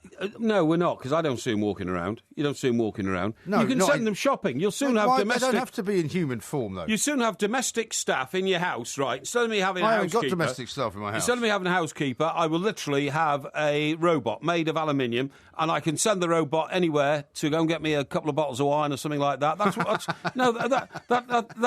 That will happen, Mike. That will happen. I wouldn't be at all surprised. Use your expansive memory to think it through. My memory's normal. It's just yours that's not expansive. Anyway, we will get back to this because there's a fascinating subject matter to talk about. The Cybernauts and the Avengers went whoo, whoo, and start chopping through doors in the pursuit of Patrick McNee. Yeah. John Steed. Yeah, but that's not real. No, but it'll happen. That's what I'm saying. It will. Right. It will. It'll happen. Okay. He's Mike Parry. I'm Mike They'll Graham. make a bid for freedom, the old robots. Freedom? They will. Freedom from what? I'll tell you what they'll do. They'll start building cars which they can control. So when you get in your car and switch it on and get hold of the steering wheel, forget it. The car will lock the doors on you and say, we're going where I want to go. The car will tell you where you're going, not the other way around. I'm telling you, that will happen. I'm sure. No, it will. I don't know why you're laughing. Well, the robots that are building the cars will put a brain in every car. They will. Well, that'll be good then, because that'll be one brain you have in the car when you're driving home. This is Talk Sport, 2 mics. Porky Quiz Night coming up not far away from now, and it's Westerns tonight. No, it's not Westerns, you see. It is Westerns. No, That's it's what you not. asked for. Great cowboy films, well, I said. Same thing, isn't it? No, it's not. It's not. How's it different? Great cowboy films is about great cowboy films. Okay. Westerns can be about anything that happened in the Wild West. Well, what happened in the Wild West that didn't involve cowboys? Well, lots of things. Like what? Well, like the expansion of the railroads and telegraph and all that kind of stuff. I don't imagine. I haven't yet seen the questions from the independent quizmasters, but I can't imagine that they'll be doing any questions about documentaries about the expansion of the railroads. Well, I hope not. Now then, we're going to be talking about should you be able to smoke outside a pub? Okay. I'll tell you what I saw. I've seen a couple of surveys on this recently. The last 24 hours, I saw a survey in which, and I'm not necessarily endorsing this, and I'm certainly not saying that there's anything wrong or there's nothing wrong with smoking. Yeah. But there was a study that came out and said something like nicotine is no worse for you than coffee. Right. Now, I know that people will say, but that's not about smoking, that's about nicotine. Yeah. Because if you ingest nicotine in a way other than smoking, then perhaps it isn't any more damaging than coffee. It's the smoking part of it that's what patches are for, aren't they? To ingest nicotine into your blood system. And also some of these e-cigarettes as well, which supposedly only, they give you vapor rather than smoke. But I just thought that was interesting because it's one of those, everybody kind of says, and I'm certainly not suggesting that. According to which expert you talk to, there are 70 different chemicals in whatever makes up a cigarette when you suck it into your lungs. And that's made up from tobacco, plus all the rubbish they put into cigarettes and filters and all that kind of stuff. But look, although I'm anti-smoking, as you know, and I don't know how you can sustain a lifestyle where you smoke 20 or 30 cigarettes a day, I do think now that the smoker, because it's a right of everyone if they want to smoke, in my view, they can, is really being persecuted. And this idea now that there's been no smoking in beer gardens is ridiculous. Well, it's totally mad, isn't it? Do you know the one thing I do object to? If I want to go into a pub, but there are 4 or 5 smokers crowded around the only entrance to the pub, so you have to go through the smoke tunnel before you get inside the pub. Right. So in effect, but they've already created that, haven't they? In effect, your hair is full of smoke, your face is full of smoke because you've walked through the smoker's smoke tunnel before you can actually get into the pub. But the reason that there's a smoker's smoke tunnel there is because the law has made that possible. No, they don't have to stand all around the door. There should be an exclusion zone around the door. I don't accept that. Of course there should. if the pubs have to deal with the fact that they've got lost business, they can't really afford to necessarily make a smoking area. I mean, some pubs do, some pubs don't. Yeah. A lot of pubs don't have room for a beer garden, for example, do they? No. And I mean, I try to be, and I think most smokers generally try to be as considerate as they can be. Yeah. Like, you wouldn't smoke sitting next to somebody who was eating, for example, in a pub garden, which I wouldn't, you know. No, of course you wouldn't. And I wouldn't smoke even next to people standing by a door. But some people do. Yeah. But the point is that smokers have been now kind of demonised for so long. That's right. That, you know, they don't know what else to do. Well, what I feel is that if you go into the garden to smoke, it's a smoking area. You're meant to go out and eat there anyway. You know, a smoker has legitimately got the right to pollute the air in the beer garden. That's the rules. Yeah. But not inside the pub. So I think that's dreadful. But what I really don't like is the amount of control the smoking lobby are now trying to impose upon us. So it says here, right, this is made up from a recommendation from the Royal Society for Public Health, okay? Yeah. Now, that is a quango, right? So these are unelected people who've suddenly appointed themselves as public health czars. As the guardians of the nation's health. Yeah, the guardians of the nation, and it's garbage, right? Yeah, I agree. You know, absolute garbage. Stopping smokers from lighting up in prominent public places will prevent them setting a bad example for children, says a report published by the Society. The organisation, which represents more than 6,000 public health professionals, also calls for doctors to work harder to promote e-cigarettes, nicotine patches, gum and lozenges. Well, yeah, except they say that, right? But then, on the other hand, where there are more guardians of the nation's health, they complain that other people are sort of promoting e-cigarettes because they say they actually haven't done enough studies on those. They don't know if they're good for you or bad for you. They claim that more than 400,000 smokers quit in the 12 months after the indoor ban was introduced. Rubbish. I think that's rubbish. Well, what we got to do, if you want to know how many people have stopped smoking, is look at the sales figures for cigarettes. Now, sales of cigarettes have hardly changed, despite the fact that they have gone up dramatically. You know, when cigarettes were only £5 a packet, they were still selling the same amount as they do now, when they're nearly £10. And they're not even advertised in shops anymore. They're behind all these stupid sliding doors. Exactly. So, you know, take somebody who's an occasional smoker, and he decides, I'm going to buy a packet of 10 menthol cigarettes, right? It's easier to buy crack now than it is to buy cigarettes. Of course it is. I'm told. Yeah, I'm going to buy a packet of 10 menthol cigarettes because it's actually Sunday afternoon, and I'm going to have a nice dinner and all that. I've got a few friends coming around. Then I'm going to the garden and have a couple of cigarettes because I find it rather pleasurable once a week or something like that. By the way, if you do that, you know, I'm told, you go dizzy. Yeah. If you only smoke about once every 3 weeks or something. I'll tell you what will happen to me. Yeah. When you got off the plane. Not very long from now, because there was a time when I did think about giving up from time to time. Yes. Whenever I was flying to America, I'd think, you know what, I might as well just give up and not bother. Yeah. And then, of course, as soon as I landed, I'd go, I'm really annoyed now that I didn't buy any duty-free cigarettes. That's right. And then I realised how cheap they were. Yeah. And then I'd go to my sister's house where she was smoking anyway, and I'd take it up again. But the first cigarette that you have, after not having had one for probably about 12 hours, you do get what is called a nicotine rush. Yeah, I know. That happens if somebody smokes after 3 weeks and they don't smoke. But what I'm saying is, you go into the supermarket and say, I want a packet of 10 menthol cigarettes. You know, what have you got? Yeah. They then open one door and they say, and then you're not allowed to see them, are you? You're not allowed to see them. Then they open another door and they have to tell you. They have to relay to you. No, it's like you buy porn or something. They have to relay to you. It's absolute nonsense and it's ludicrous. Mad. But you know what's going to happen next? What? Because this lobby will never give up. They will do what many places have done in America, which is what they started doing in America. Yeah. And if you go to New York now, there are loads of streets where you can't smoke in the street. Not in the street necessarily, but within a certain distance from the building, right? So, say for example, so you have to smoke on the edge of the pavement. Yeah. So if you're standing, I mean, this would happen to my sister actually. She was working in a building on like 44th and 3rd, I think it was. Yes. And you weren't allowed to stand outside the building closer than 10 feet. So you had to be at least 10 feet away from the building. So you know what the streets are like there. So people are jostling past you and all that.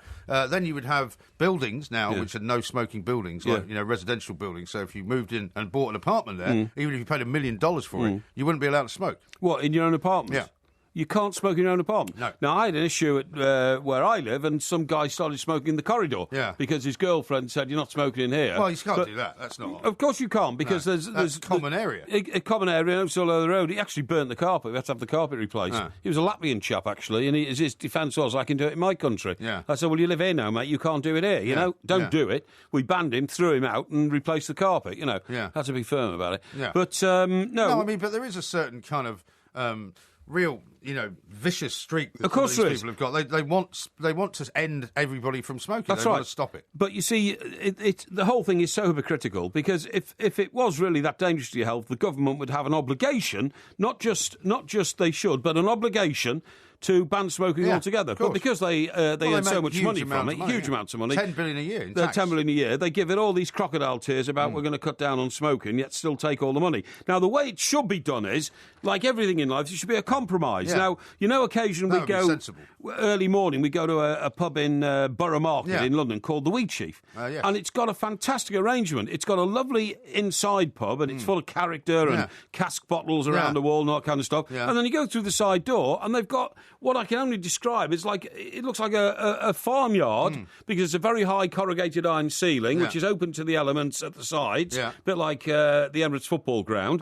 And you can sit at any one of a dozen tables in there and smoke to your heart's content. And it's a legal smoking area. It's outside, but it's covered with a corrugated iron roof. So when the rain's falling down, it's actually quite colourful, because it's pitter-pattering on the corrugated iron ceiling. You're sitting there, having a cigarette and all that kind of stuff. That is a perfect arrangement. So why these people won't agree to smoking rooms, why can't you have a smoking room in every pub? Of course. Because the pubs would redesign themselves to fit that in. Well, they could. I've been to restaurants in Washington, D.C., which has now, even though it's massively lobbied and paid for by the Virginia Tobacco Company, right? Big steakhouses, those powerful places you would used to go when you lived there. What's it called? The Ono or something? Well, there was one right behind the Capitol, wasn't it? Everybody went to. It wasn't that one. It was one of the ones in sort of D Street or something. Yeah, or M I don't Street. remember what it was called. Now. But it was full of men, and I went there with an old mate of mine, and they actually had a dining room which was off the side of the main room, right? Which was completely sealed in, where you could smoke if you wished. So you could have dinner and smoke if you wanted to. Yeah, now, excellent. Obviously, if you didn't want to, you could sit in the rest of the restaurant, which was fine. Yeah. It probably cost them quite a lot of money to do. But, they are willing to make a compromise. Wasn't it called the Occidental? Well, that was the hotel, wasn't it? Yeah, that's right. No, it wasn't far from there. This was just a steakhouse restaurant. Okay, yeah. But, there is this kind of, incredible zealousness I think these organisations have. I think it's dreadful, because it's a restriction of liberties, really. And their argument, for example, that it's going to encourage children to smoke. Actually, I would say nowadays there are certainly in what you might call middle class families, if their parents smoke, they're less likely to smoke. Well, do you know what? They're going to look at them and go, well, that's pretty stupid. Yeah, believe it or not, and I don't know how this has happened. I thought youngsters were as wild as we were in our days. The incidence of under 30s and drink driving has never been lower. Yeah. And the incidence of drink drivers and over 30s, i.e. 40s and 50s, has never been higher. Right. But that also is true of alcoholic intake in general and smoking. Yeah. So younger people aren't taking up smoking as much as they did in our day, but older people are smoking more. Yeah. And many of the pubs that have suffered the most are those that serve, sort of communities where older people don't have cars, they used to walk to the pub, and now they don't bother. Definitely. They sit at home. Yeah. So how about this from Joshua, who's tweeted in at the 2 mics? He says, I was in a lock-in at a pub in Bridgewater 3 weeks ago. Everyone was smoking. It was bliss to sit there with a pint and a smoke. Yeah, well, I think that's good. I think some people are now doing that. I think that's good, and I think if you have these lock-ins and you arrange it properly so that the money's paid the next day or something like that, it's not illegal. Right. We don't want to be breaking the law or anything like that. But Great one here from... go on. From Divrio, who says, has Porky Parry ever been in a factory? It's full of robots doing the jobs of humans, and no one has ever been attacked. Yeah, but one of these days it will happen, don't worry. And get back to smoking, by the way. Why is it always the banners that win? It's the banners. Ban fox hunting, they win. Ban smoking, they win. Well, ban the sale of alcohol in some supermarkets, they always win. I don't like banners. It's not much of a slogan, is it? No, they're trying to ban the sale of alcohol in some supermarkets. Yeah, they're going to ban fishing next, you know that, don't you? Are they? Yeah, I don't go fishing. I think fishing's horrible, but they're going to ban it, I'm certain. Oh, and why do you think that? Well, because it's another thing they can ban. This is Talk Sport. We are the two Mikes. There will be a podcast coming out a little bit later on this morning, around about 6 hours from now. We've got lots more to do here, of course. Now, a major development in my obesity campaign. All right, obesity major campaign. development, Go on, yeah. then. What have I been saying for years? For years and years, I've been saying that... There we go, that's it, the obesity campaign. Very proud of that one. I've been saying for years and years and years that you should weigh passengers before they get on the plane. Yes. And then I got all these derogatory notes saying, oh, yeah, what are we going to do then? Have a weigh bridge at the exit to the passenger lounge within the plane. And I said, yeah, why not? Well, guess what? It's happening. Is it? It's happening in Uzbekistan. Uzbekistan? Do you know where Uzbekistan is? It's one of those former Soviet republics, Yeah, isn't it? it's near... near Azerbaijan, out that way. It's near Azerbaijan. It's the big sort of oil-rich area, isn't it? That's right, absolutely. They used to because call whenever people hear those places being named, they think, the land of sort of Borat and not very much money. But That's actually, funny enough, when I was in Turkey last summer, there were cars from Uzbekistan and Azerbaijan that had driven there. Very expensive cars, because they all got loads of money because of the oil. Didn't they call it the Urals? Aurals. That's what it was called, that area. The it Urals? really was. Yeah, Urals. That's right. Yeah, absolutely. Well, that's the mountain range. Yeah, well, that's right. Yeah, but it's all around there. But anyway, look, what they're doing is Uzbekistan Airways, right, directs passengers now to a weighing machine right at the exit to the departure gates, and they have to get on it with their luggage, OK, and the airline has promised confidentiality results is guaranteed, but you will be surcharged if you're above the recognised weight. Yeah. Okay. But have they gone down the FA route here and not actually said what the recognised weight is, or have they actually nominated a particular weight? No, they've nominated a particular weight, but it's passenger plus luggage, you see. Yeah. Well, see, that's the one that I've always said, because I think that's fairer. Because, I mean, you don't necessarily want to pick on people who are, for whatever reason, a little bit heavier than the person sitting next to them. Yes. But if you gave everybody an absolute amount, that's however right. many kilos it was, that's right. So you could either have this amount of luggage or this amount of body weight, I think that's very fair. Yeah, There's exactly. nothing wrong with that at all. It says here in this report, this is an aviation report, it is not yet known what the combined target weight might be or what will happen to passengers judged to be too heavy. However, the move has raised concerns that larger passengers could be charged extra or ultimately excluded from busy flights. Yes. So that's it. If you're a fat, a fat individual, there's no reason to be objectionable. No. Obviously, if you're overweight, rotund, heavy, fat, gross, obese, or anything like that, you could be in danger of not being allowed to stay on an aeroplane. Okay. Well, or you would just not be allowed to take so much luggage. Yeah, well, it says here, the airline said in a statement to its passengers, we will appreciate your assistance and thank you in advance for the help in the solution of our common task of flight safety. Okay? Now, Uzbekistan, just for background for you, because you're not sure where it is. I know roughly where it is. I don't know an awful lot about it, I'd have to say. Central Asia's most heavily populated country with 31 million citizens. I didn't realise it was that big. Its robust cuisine includes plov. Plov? Plov, P-L-O-V. Plov is their national dish. It's a dish of oily rice and meat and manti. Manti? What's manti? It's a steamed meat dumpling. Oh, you'd like that then? I probably would. Yeah, I like a steamed dumpling. Yeah, OK. Now, the guy who's introducing all this is the local ruler. His name is Islam Karimov. OK. He's a former Soviet strongman. And since strongman? Yeah, strongman. And since independence in 1991 has ruled with a rod of iron. OK? Yeah. Uzbekistan is closed to foreign journalists and human rights groups who've accused the regime of crimes including torture, the massacre of protesters, and, in fact, boiling a prisoner alive. Oh, dear. Which isn't very nice. Well, let's hope they encourage that sort of thing for the airline. Yeah, exactly. Now, Kazakhstan is nearby there. England played football there a couple of years ago. They did, yeah. Yeah. So, but I mean, what I'm saying is, look, I don't care about the brutal regime, as long as they don't brutalise airline passengers, but that's got to be a great development, because otherwise we're all going to start getting, well, we all are getting heavier and heavier and fatter. Aeroplanes will have to be made bigger and bigger. Who pays for the cost of it? Well, it should go down to those who are causing the problem. And those who are causing the problem are the grocers. I mean, the grocers, people. Yes, not the grocers. Not the grocers themselves. Not the ones in the brown overcoats. No, exactly. Quite right. Now, I've got a couple of interesting tweets for you here. Let's listen. And texts. One from Mick here, who's texted into 81089. Mr. Parry, he says, 1, robots will not be humanised. The human form is mechanically far too inefficient. The designers are already using insects as their models. 2, why assume that intelligent robots would want anything humans have? Artificial intelligence may well have a different type of thinking in the same way that humans show different modes of thought. Whatever the future holds, it will not follow the script of a Hollywood film. Their scripts mirror human thinking and our emotions and desires. I leave you to decide if this is reassuring or not. That's quite thoughtful. How does a computer brain, a robot, become mobile unless it assumes human form on this planet? Because there are other forms of movement. Like he said, if it's based on an insect, for example, insects can move around, can't they? Yeah, but are you saying that they might turn out to be like Daleks? Because Daleks aren't very mobile. Daleks can't go up and down stairs, They can now. Well, they can't. In the new Doctor Who, they can fly. Oh, really? Flying Daleks? I don't know anything about that. Yeah, it's terrifying. Yeah. If you don't like Daleks, it's very frightening. Because you used to always be able to hide from them if you get exactly. upstairs. Yeah. No, the thing is that, there are different forms. But Daleks weren't in fact robots, were they? No. Daleks had like a blob of a brain inside them, didn't they? They did indeed. Like a sort of deformed little person or something. Davros, who was the guy who was the original sort of father of the Daleks, was half human, wasn't he? Was he? Top half of his body was human. Oh, was that right? Bottom half was Dalek. I didn't know But that. again, that's fiction, right? Yeah, right, yeah. Now, here's one from Brian in Islington, right. Who says, Dear Mr. Graham, while wishing you a pleasant and relaxing holiday, what will your reaction be if, while happily strolling on the beach one day, you were to run into Mexico's equivalent of Mike Porky Parry?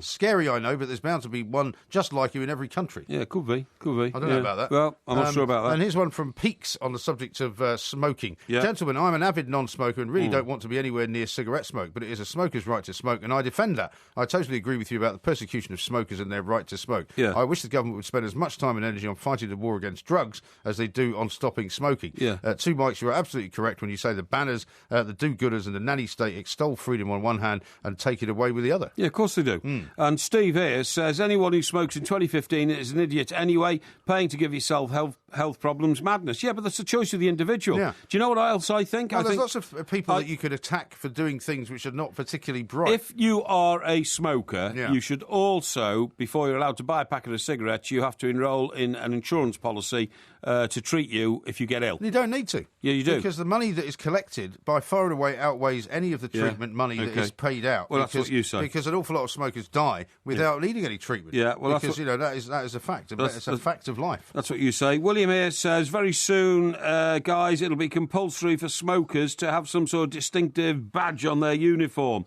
To indicate that they are, a dreadful smoker. Yeah. Well, I'm sure there are some people who would like to see that. Frazzle has sent a very interesting picture of a robot. Now, I don't know if you can see that. I'm just holding it up for you. Oh, yes. But he says he's having a bit of fun at your expense. He says, 6 cans of special brew and 1 ham sandwich. Lean, please, Mr. Offie owner. Yeah. I think he suggested that. Yeah, that's right, That would be your order if you sent it down. Yeah, exactly. So he's got a picture there of a robot which looks, to all intents and purposes, like a spacesuit, doesn't it, really? Yeah. It does, rather, yeah. Right, now, Phantom here says computers will become so advanced that they'll become self-aware. Computers already are self-aware, he says, and in the future we are living a simulation of history, OK? Yeah.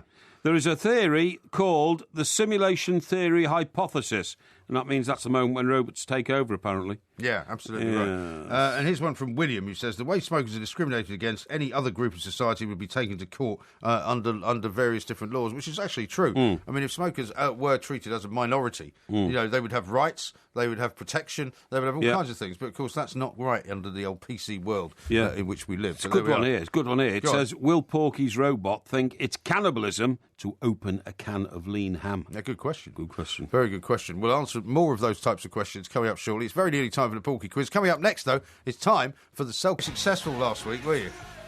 Sorry? Selco predictor. Yes, sorry. Well, yeah, but all my predictions were gerrymandered, literally gerrymandered. Well, so you say. No, you said earlier in the show, you said they came out of the computer all wrong, and therefore it's a very unfair comparison to my predictions. You said it. It doesn't matter what I said. You said it. I'm basing that on what you told me. Yeah. Right?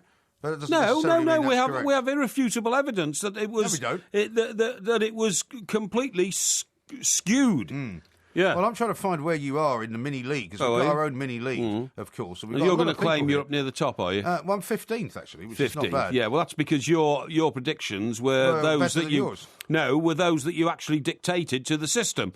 I dictated mine to the system, and somebody, somehow, somewhere, turned them all round, and the ones that appeared were different, and therefore I lost points, lots of points. If you can't understand the game, it's not really... No, I can understand the game. It's a computer glitch. You ask any of these techies round here. You are 210th. Yeah, out of how many? Well, I don't know yet. That's not bad. What do you mean it's not bad? It's not bad. Well, so far there's around about 250 people. No, there's about over 2,000 people. Is there? So I'm doing okay. Well, I can't go too far back. Well, anyway, what it would seem, is that you are something like 195 places behind me. That won't last long, don't worry. Do you think? Now that I'm going to be treated honestly, I hope that we've ironed out the corrupt problems. Yeah. I think you'll find I'll catch up very, very quickly. Okay. Well, we're into week 2 now of the Premier League. And so what we should do is pit our wits against each other, and I'll tell you what I think, and you tell me what you think, right? Yeah. So do you want to start with tonight's game, which is Aston Villa Manchester United? Yes, I'm saying Aston Villa 1, Manchester United 2. Are you? See, I didn't think Manchester United had very many shots at goal last week, even though they beat Tottenham by a goal to 0. It wasn't their goal, was it? It was Kyle Walker's goal. Yeah. So I'm going to say Aston Villa 1, Manchester United 0. Okay. What do you think of that? I think it's a surprising prediction, but I can see where you're coming from. Okay, Saturday's first game, the early one, 12:45, is your lot. Southampton against Everton. Yeah, I should be there, by the way, in the old Mick Shannon Lounge. Oh, really? Oh, yes, absolutely. Very nice. Have you been invited? Sorry? Have you been invited? Well, I've made arrangements to be there, and I'm taking a member of the family, so that's good. Very nice. Right, that's going to be Southampton 1, Everton 3. I've got Southampton 2, Everton 1. Oh, have you? Yeah. Yeah, I thought you might have, yeah. Well, Everton aren't playing very well. Leighton Baines is out for how many months? 3 months? It could be longer, 14 weeks. Lukaku's not playing particularly well. They only just squeezed a draw with Watford last week. Yeah, but there was some encouraging signs, Encouraging signs? Yeah. Players who formerly had not been performing started performing, so I'd say it's okay. Okay. Right, go on. Next up, Sunderland against Norwich City. Yeah, that's Sunderland 2, Norwich 0. I've got Sunderland 1, Norwich 1. Right. Doesn't look like a particularly exciting game to me, that one. Okay. Swansea City versus Newcastle. Yeah, Swansea 2, Newcastle 1. I got Swansea 2, Newcastle 0. Right, okay. Spurs against Stoke coming up. Yeah, that's Tottenham 3, Stoke 1. Really? Yes. Where do you see Tottenham getting 3 goals from? Well, that's what I think. I think it's Tottenham 1, Stoke 2. Okay. Next one up is Watford against West Brom. Yeah, that's Watford 1, West Brom 1. I've got Watford 1, West Brom 2. Right. This week we've hardly got any similar. No, exactly, which is interesting. West Ham United 1, and then Leicester City 2 I've got. The Claudio Ranieri revolution continues. I've got West Ham 2, Leicester 2. Okay. Got to remember, West Ham had a very good result at the Emirates. They did, but I think that was a freak result for them, and I think they'll sort of collapse on the first home game. Yeah. Here's one: Crystal Palace on Sunday. Yeah. At a 1:30 kick-off against Arsenal. And Arsenal lead revenge, don't they, from last week? Yeah, but I've got Crystal Palace 2, Arsenal 1. Have you? Yes. I've got Crystal Palace 1, Arsenal 2. Right, okay. And then the big one, which is Sunday, yes, where Jose Mourinho is going to be very much at the centre of it all. He is, yeah. And whether Eden Hazard falls over, I'd be very surprised. Yeah. I've got Manchester City 2, Chelsea 1. I've got Manchester City 3, Chelsea 1. Because Chelsea aren't playing very well, No, they're not. And they're mired in off-field situations, which I'm sure must have distracted their players. But do you not think that's all part of it as well? That Jose thought that he would sort of try and distract take people the pressure from that, off them, but actually it's all kind of spiralled out of control. I totally agree. Yeah. And then Monday's game, Liverpool against Bournemouth. Yes. Bournemouth a bit disappointing last week, I thought. I agree. Liverpool 2, Bournemouth 0. I've got Liverpool 1, Bournemouth 0. Okay, right. Well, there you go. Well, there we are. Well, I mean, when I'm back, what I'm going to do is I'm going to fill out week 3 and 4 as well. So that we can, by the time I'm back, we'll have been 4 weeks of the Premier League season. Yes. And we might be able to judge our positions in the table. Exactly. Better. Good I'm thinking. second in the TalkSport presenters table as well. Did I tell you that? That won't last long. That's just a what do you call it, beginner's luck. You're very much in the bottom third of the league at the moment, the mini league. There's just under 300 people playing in our mini league. Yeah, after 1 week. And just under 400. After 1 week, and my results were corrupted. So, That's how you say. So, but, I mean, there's another... You're always whining on about something. There's another, 40 weeks to go. Don't worry about it, okay?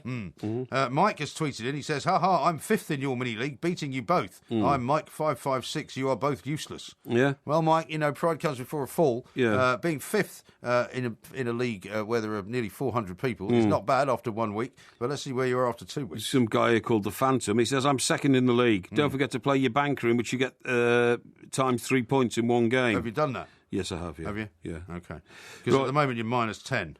Well, I don't take any notice of that. Frazzle says MG's new catchphrase is, "You do realise that was a fictional character." What? Who was? Well, anyone that you come out with.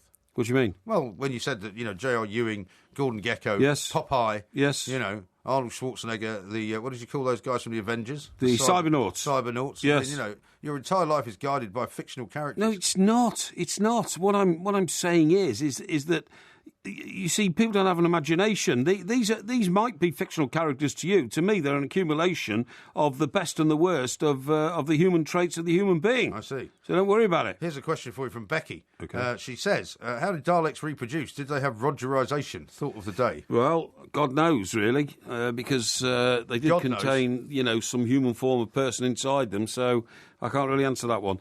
Right, now then, what I need to talk to you about is Go on. Now, you're sipping a cup of tea there, right? I'll just finish it. Do you know how good tea is? Well, it depends who makes it. It's a fantastic antioxidant action, right? Drinking 3 cups... Antioxidant action. Right. Antioxidant action? Yeah, antioxidant action. Is that a T-Rex song? No. 3 cups of tea a day delivers as many antioxidants as 6 apples, while another estimate says that... What are you laughing at? Huh? Why are you reading me this comment? Because I'm telling you. I'm not going to eat 6 apples in a day, because I saw you drinking a cup of tea, so I thought I'd give you the information on it, right? So... about cold tea, is that still good? No. Another estimate says... It's cold now. Why do people go to these ice tea bars? Are they mad? Well, iced tea's very nice in summer. Iced tea's horrible. It's not. It's lovely. Another estimate is that a couple of cuppas has the same free radical scavenging capacity as 5 portions of fruit and vegetables. I don't like the sound of that. How about that? I don't like the sound of free radical scavengers. Tea also contains amino acids, a tiny top-up of B group vitamins, potassium, manganese and zinc. How about that? How about it? Well, I'm telling you. Well, now so then, what does it mean? Why are you telling it me? means it's very good for you. This is a new report on tea. Good for you. Well, everybody knows tea is by the Tea Council. No. Who's it by then? It's by independent research. Now, drinking 3 cups of black tea a day, the classic British cuppa produces a significant reduction in blood pressure. Is that tea bags or loose tea? Loose tea. So it's loose tea. Well, we hardly ever drink loose tea, do we? And LDL cholesterol, the bad one that increases your risk of heart disease. It gets rid of it. It's sounding like some kind of unstoppable health robot. Look, listen, data from 22 studies suggests regular tea consumption reduces the risk of coronary heart disease by 27%. Means nothing. And cuts the odds of a stroke by 21%. It doesn't mean anything. Don't add sugar to your tea. You could tell as many stroke victims as you like. Yeah. If you drunk 3 cups of tea a day, you could have reduced your stroke risk by 21%. Yeah. They've still had a stroke. Doesn't matter. Yeah. Well, listen to this. What do you mean, yep? Yeah, OK, I hear what you say. I don't agree with it. Don't agree with it. You're just spouting these numbers at me. Now, listen, Doctor Who screenwriter... Who? Yeah, Russell T. Davies. Isn't that funny? We were just talking about Daleks. Yeah, we were. Says that tea is just the thing for healing the synapses, and recent studies suggested he could be right. What does he know about it? Well, he's a man who has to concentrate on his job all the time, writing scripts for Doctor Who. Now, improved attention... What does he know about tea, though? What? What does he know about tea? Well, he drinks a lot of tea. Right, improved attention, alertness, creativity and work performance have been linked to tea consumption, while the L-theanine in tea... What's your problem? What is your problem? There's absolutely no relevance to this. The L-theanine... Absolute rubbish. The L-theanine in tea appears to improve concentration and learning. A study... How much tea do you drink? I have about 2 or 3 cups here when we do a show. Right. I have one before I come out. I probably have one when I go home. I have 2 in the morning. 7. I'd say about 6 or 7 That's cups a day. too many. No, it's not. It's too many. Now, well, if you're the example of somebody drinking a lot of tea with the ability to concentrate and have great memory, then there's something wrong with your tea. What? There's something wrong with the tea you're drinking. Listen, it says here, a study earlier this year found that 3 cups of tea a day is associated with a 37% reduction in depression. So what? And there is some evidence it may store loss of brain power as a result of ageing. Yeah, well, I don't think that's working for you. And as we grow older, some loss of bone mineral is inevitable, and it's estimated around 3 million people in the UK have some degree of osteoporosis.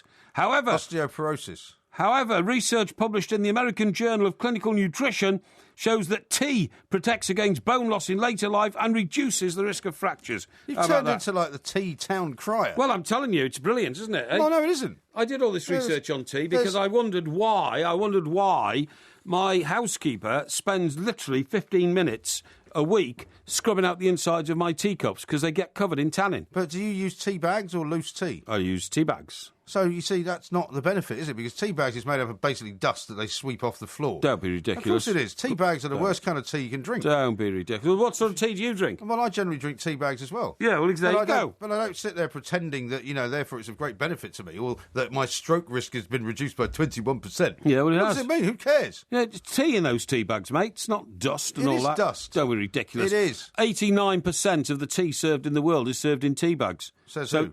It's a fact. It's just another pluck this one out, pluck another number out of the air. It's a fact. You sure it's not 179%? I'm not going to react to that. And the point is, if the number of the week. Have you seen a tea field in India? What? Have you ever seen a tea field in India? Have I ever seen a tea field? Yeah. Not personally. Right. No. Have you?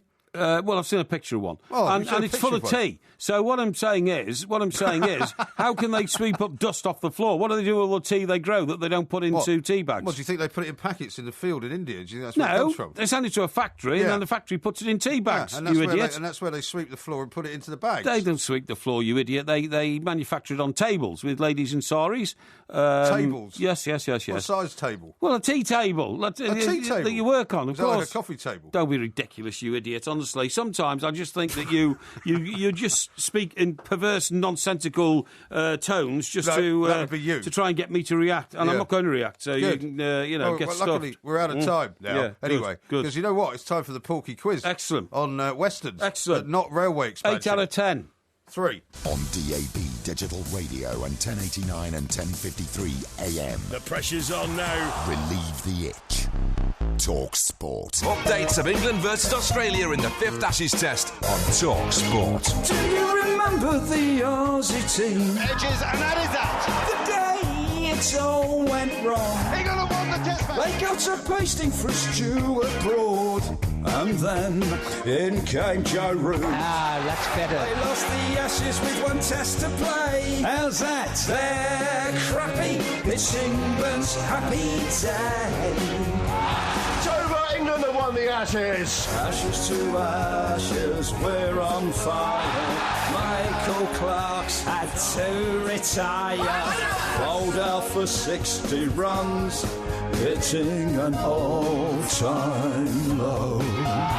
Updates of England versus Australia in the 5th Ashes Test, direct from the Oval. Start next Thursday on Talk Sport. I'll tell you what you do, son. Bowl it into the corridor of uncertainty. By Mr. Parry earlier this week was Westerns, the film variety, not anything else. Cowboy films, I said. Well, cowboy films, Westerns, whatever you want to call them. The same thing. Same thing. Yeah. I mean, I've got to look at the questions for the first time here. Oh, yeah, and I think, sure. I don't think you could accuse the independent quizmasters of asking questions about anything other than cowboy films. Oh, yeah, you've had no influence on it whatsoever. None at all. No. Listen, even if I was in a position you can to have lie influence, to the audience like this, I just don't know. It's absolutely the truth. Now, as ever, if you get one correct, you will hear this sound. Slap some bacon on a biscuit and let's go. If you get one incorrect or wrong, you will hear this sound. Authentic frontier gibberish. Got that? Yeah, I've got it. Are you ready for question number 1? Definitely ready, yeah. Come on, let's go. Now, you did say that we could include spaghetti westerns, so yes. The first question is about the good, the bad and the ugly. Right. Have a listen to this. You see, in this world, there's two kinds of people, my friend. Those with loaded guns. That's Clint Eastwood. Yeah. What does he say next? You want to hear it again? Hang on, no. Those with loaded guns. Now, I reckon that's when he's sitting in the bath, right? And the guy comes in and says, I've been looking for you for years, and you blew off my right arm. I learned to shoot with my left arm. And Clint Eastwood says in response, you know, when you've learned to shoot with your left arm, you should shoot, not talk. Well, that's nothing to do with what he just said there, is it? Yeah, it is, yeah. So what do you think the next line is then? Well, hang on, I better listen to it again. Have another listen. Yeah. You see, in this world, there's two kinds of people, my friend. Those with loaded guns. Yeah, those with loaded guns, yeah. Two kinds of people. Yeah. And those with loaded guns and those with itchy fingers. Incorrect. What? Authentic frontier gibberish. Would you like to hear the next line? Okay. You see, in this world, there's two kinds of people, my friend. Those with loaded guns and those who dig. And those what? Those who dig. Those who dig. You dig. I couldn't even make out what Clint Eastwood said there. He mumbled that with a cheroot in his gob. Yeah, well. So it's no wonder I'd never heard the line properly. 0 out of 1. How ridiculous. Question number 2. What was the name of the character played by John Wayne in the 1969 film True Grit? True Grit? Yes. Right, I'm thinking aloud now, Okay. It's something like Rooster Coburn. Rooster Coburn, Rooster. Rooster's definitely one word. John Wayne, True Grit, 1969. They did a remake of that with Jeff Bridges a few years later, I think. Did they? And he played the same Rooster guy. Okay. Yeah, so it's Rooster. Well, I need two names. No, you don't. No, you don't. He was known as Rooster. No, I need Everybody two in the names. film called him Rooster. I need two names. They called him Rooster throughout the film. I saw the film and it was, hey, Rooster this, hey, Rooster that. Well, I need Rooster. two names. Hey, the gay guy, Rooster, I need Rooster, two Rooster. names. I don't call you Mike Graham. I call you Mike. You do if you're introducing me to somebody. Rubbish. If we go to a football match, then I meet somebody I've never met before, you say, this is Mike Graham. Yeah, but then from then on, for the rest of the day, I refer to you as Mike. Hey, Mike, do you want another drink? Hey, Mike, see that Everton goal? Well, if I asked you who starred in The Good, the Bad and the Ugly, you wouldn't say Clint, would you? You'd say Clint Eastwood. I just need a name. Give me a name. Rooster Coburn. Rooster Coburn, correct. Thank you. Slap some bacon on a biscuit and let's go. Technically speaking, he's actually US Marshal Rooster Coburn, but I'll give you the point. Yeah. That's 1 out of 2. Question number 3. Yeah. Who was the famous director who made the classic Western Stagecoach in 1939? Ooh, at a guess, I would say it was John Ford.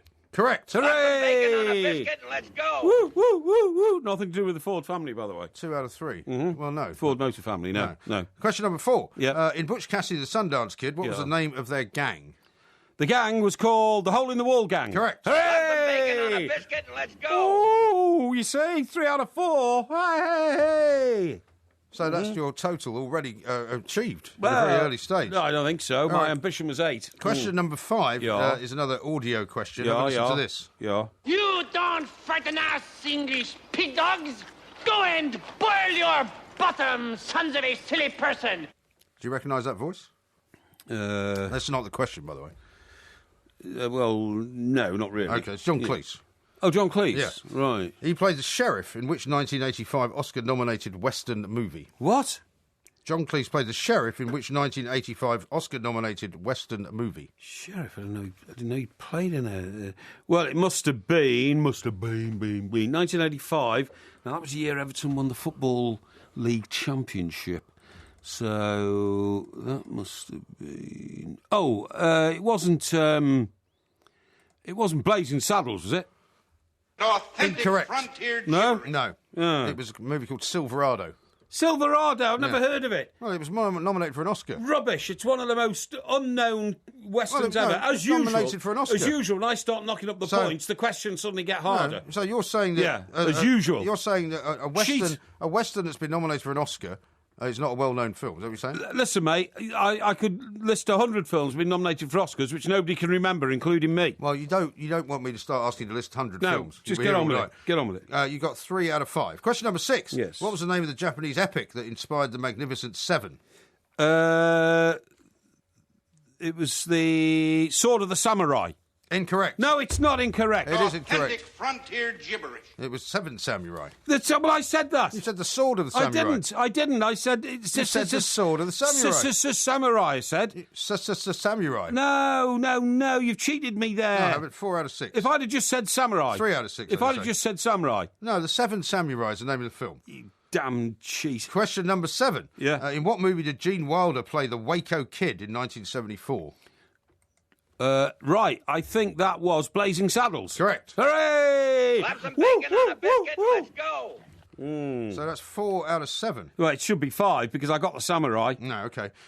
Who were the 2 superstars who played newlyweds in High Noon in 1952? High Noon. Gary Cooper was one, and the other one was... What year was it again?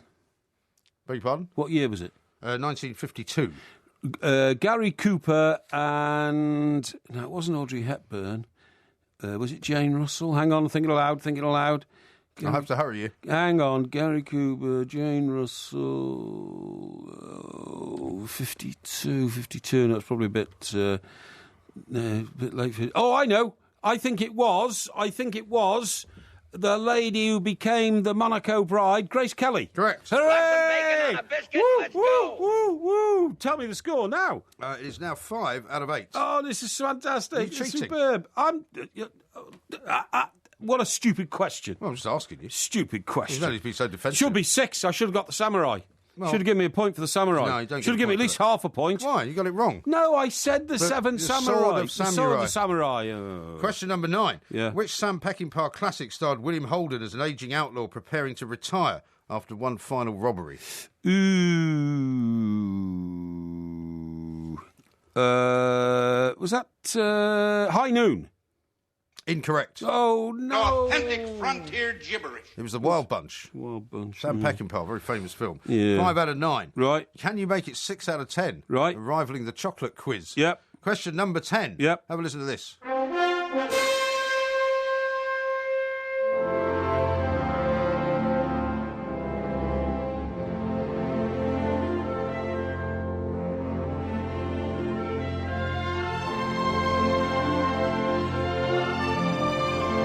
Famous film score. Yeah. So a very famous Western in 1953. Yeah. Can you name the movie? Well, thinking aloud, I think it could be The Magnificent Seven, but I think The Magnificent Seven was later, and The Magnificent Seven was...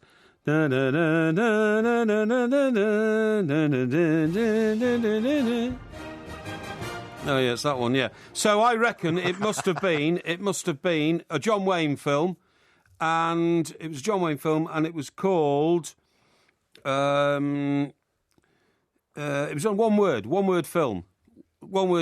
John Wayne, thinking aloud, John Wayne film. You have to hurry, you're already 2 minutes over. John Wayne, was it called The Big Country? You said it was one word. With 3 words. 3 words, The Big Country. The Big Country. Incorrect. No. Authentic frontier gibberish. What is it? It was a one-word film. It was Shane. Shane! With Alan Ladd and Jack Palance. Oh, my God. So you got 5 out of 10. Well, that's a brilliant result. I got 6, really, because I got the samurai. No, you get the Sword of Samurai. I got the samurai. You got the Sword of Samurai. I'm claiming 6, man. I'm claiming 6. You can't claim 6. You got 5 out of 10. I think it was a brilliant bad. result. Not Brilliant bad result, considering you gerrymandered the answers. I saw through your better than 1.5. Your despicable gerrymandering. Better than 1.5 for the old Beach Boys quiz. We are the 2 mics. This is Talk Sport.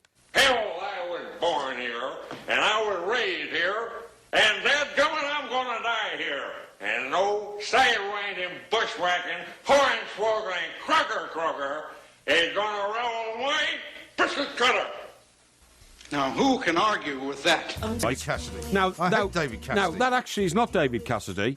That is the Something Family. And the Partridge Family. The Partridge Family. Thank you very much indeed. Another well done. TV show from the same era as the Monkees. That's right. Yeah, it was. Yeah. And Shirley Jones was the head of the Partridge Family, wasn't she? The blonde-haired American actress. Yeah. I didn't really watch the Partridge Family. And he was just a member of the Partridge Family group who played on the piano. But actually, he was the world's biggest heartthrob by the age of 21. At 21, already the highest-paid performer in the world. In his prime, he sold over 30 million records. And when he warbled, I Think I Love You, which we've just heard, to 20,000 crazed fans, he almost caused a riot. Today, though... Why are we talking about David Cassidy? I'm about to tell you. This is the rise and fall of a great, great pop star. All right. Today, though, David Hard Cassidy... times? Oh, you bet. Today, though, David Cassidy has lost more than his boyish good looks. In fact, his face looks like literally a bag of spanners. Honestly, it looks like why are you being so horrible a sackload of potatoes How old is now. he? I'm just trying to find out. What do you think your face looks like? Well, it doesn't look like a bag of spanners or a bag of potatoes. Right, today, though, David Cassidy has lost more than his boyish good looks. Balloon. What? Looks a bit like a balloon. Oh, come on, with balloon face. You've got a bag ball face. Now then, the former teen idol has been forced to declare bankruptcy and on September the 9th will auction off his $3 million mansion in Fort Lauderdale in Florida. So he's got a $3 million mansion. Yeah, but he's got to auction it off to pay his debts. Right. As the vultures gather, hoping to snap up David's 5-bedroom, 7,000-square-foot waterfront mansion for a song, the less jaded amongst them may pause to ask themselves why the former superstar sunk so low. Saddled with debts that run into hundreds of thousands of dollars. Why? Well, it includes a £292,000 mortgage and almost $40,000 on credit cards. He also has scores of creditors clamouring to be paid. Right. So he's spent all his money, basically. He spent all his money. But why do you revel in such misfortune? Well, I don't, but I just see. No, I think it's a brilliant story. I can see the glee with which you're kind of discovering this. No, his own explanation. I mean, the only thing you like better than being able to fawn and look up to somebody who's made a great success of their lives is to kind of chortle over their demise. I don't chortle over the demise. You do. I just think it's a fascinating story. And should be a warning to you, Why? Mr. Graham, because that's the sort of thing you're going to get into. What do you mean? Well, I don't own a $3 million mansion in Fort Lauderdale. I don't owe $40,000 on credit cards. No, I don't think so. Now, he's 66. I live within my means. He's 66, right? Same age as you. Don't be ridiculous. And nor is the first time he's faced financial ruin. In 1986, he was £800,000 in debt and only had $1,000 to his name. It says here, professionally, he replaced Cliff Richard in the musical Time on the London stage and started to turn around his life. Time. But it's all gone wrong for him. It's all gone wrong, I'm afraid. Well, I'm very sad for him. Yeah. But, I mean, if he's got a £3 million mansion to sell off in order to pay his debts, then I dare say he might bounce back. Well, I don't know if he sings anymore. Well, I hope he does. I mean, his most famous song was How Can I Be Sure? Right, yeah. In I a hated world the Partridge Family, though. That's constantly changing. How can you be a David Cassidy fan? I'm not a David Cassidy fan. Well, you know the words to his song. No, I just think he's... Have you got his greatest hits? You have, haven't you? Of course I have. Yes, you have. Don't be ridiculous. I bet you have. I quite like the Partridge Family. Thought their songs were quite good. Have you got the Partridge Family's sort of Christmas special or anything? Definitely not. What I'm saying is... Your taste in music is so appalling. This is not about a taste in music. This is the fascinating story of a man who was once the most famous man in the world, was the richest pop star in the world at 21, right? Yeah. And is now, look at this. It says here, first and foremost is his drinking problem. So now finally we find out. Yeah. So last year after... So why are you making fun of him then, Paul? Well, I'm not really, but I always find drinking escapades rather amusing. He says... You're all hot. Yeah, last year, after facing his third drink driving charge, he finally admitted that he has been battling alcoholism for years. Yeah, right. Well, that's why he spent all the money. Could have told him that, yeah. He's had 3 stints in rehab, so that was very successful then, wasn't it? The first and second time, well, obviously. I mean, he's obviously struggling with a major problem. And that his heavy drinking changed his personality. Why don't you go and help him out and buy the mansion for him? He's got the same problem as you. Why don't you... Heavy drinking, changing personality. Yeah, well, why don't you go and help him out and just, buy the mansion? Well, I don't want to live in Florida, I suppose. He blamed the fact that he'd been to a friend's funeral when he was first done for drink driving and afterwards claimed it was a great wake-up for me and something I'm grateful for. I am now sober. He said that in 2010. He's been done twice for drink driving since then. Well, the thing is, if he can get himself out of it because he's still got some assets, then maybe he'll be all right. In 2013, he was arrested in New York State for driving. He had his full lights on at the time, but didn't realise, so he's banned again. And last time he got done was January 2014. And that was in Los Angeles, after he made an illegal turn onto a motorway and was found to be almost double the legal limit. And there was half a bottle of Bourbon discovered underneath the seat of his white Mercedes. Bourbon? Yeah, so he's been done for drink driving in New York on the East Coast, in LA on the West Coast, and Florida. Yeah. So he's been around a bit, the old drink driving scene. Well, he's obviously got a problem. Yes. Let's hope he gets better. Yes. Now, let me ask you about Rory McIlroy, somebody who came back onto the golfing scene after 6 weeks away, ended up with 1 under yesterday, 5 strokes That's back not bad, is it? Dustin Johnson. I don't think it is bad. Because the leader's 6 under, but it's an unknown guy, isn't it? Well, no, it's Dustin Johnson. Oh, it's Dustin Johnson. Okay, yeah. I thought somebody'd come who out almost the pack, won. so to Who almost won it 2 years ago. Yes, that's right. And was penalised by 2 shots, unfortunately. Yeah. And where is Spieth, who seemed to be jinxed in this competition? Spieth is also 1 under. Oh, is he? They were playing together. Oh, okay, yeah. Tiger Woods, however, is 3 over. Yes. And he's in trouble because he uttered the F word. Yes. Apparently, what the F are you doing? He said to himself when he missed a putt. Oh, well, so he's talking to himself then? Yeah, he's talking to himself. Yeah, well, that's not punishable. Well, it is punishable. Shouldn't be. Because it was picked up by microphones. It's a bit like when they do it in tennis. Yeah, okay. And you're not really supposed to do that. No, that guy's in probably trouble. Get fined. That Australian tennis player's in trouble for making lewd comments about his opponent's girlfriend. Nick Kyrgios, yeah. Well, he's a bit of a character, Kyrgios, isn't he? Well, I wouldn't say he's a character. I would say he's a bit of a blinking nuisance. Well, he is, but his mouth runs away with him. He's always in trouble. Yeah. I'll tell you what I saw today, actually. I meant to mention this to you earlier. Oh, yes. Because I've thought of you, actually, when I saw this car. Oh, yes. Because it's one of the things that... Was it a Rolls-Royce? No, it was a Mercedes. Bentley? It was a Mercedes. Okay. And it was a Mercedes. It was like an E-Class Mercedes. Oh, yes, better class of Mercedes than yours. Yeah. And it was an estate car. I have one on order, you know that, don't you? What, an E-Class? Yes. Oh, which one?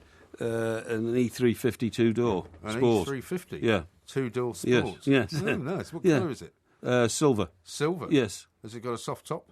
No, it hasn't. It's got a hard top, but the hard top retracts. The hard top retracts? Yes. Really? Yes.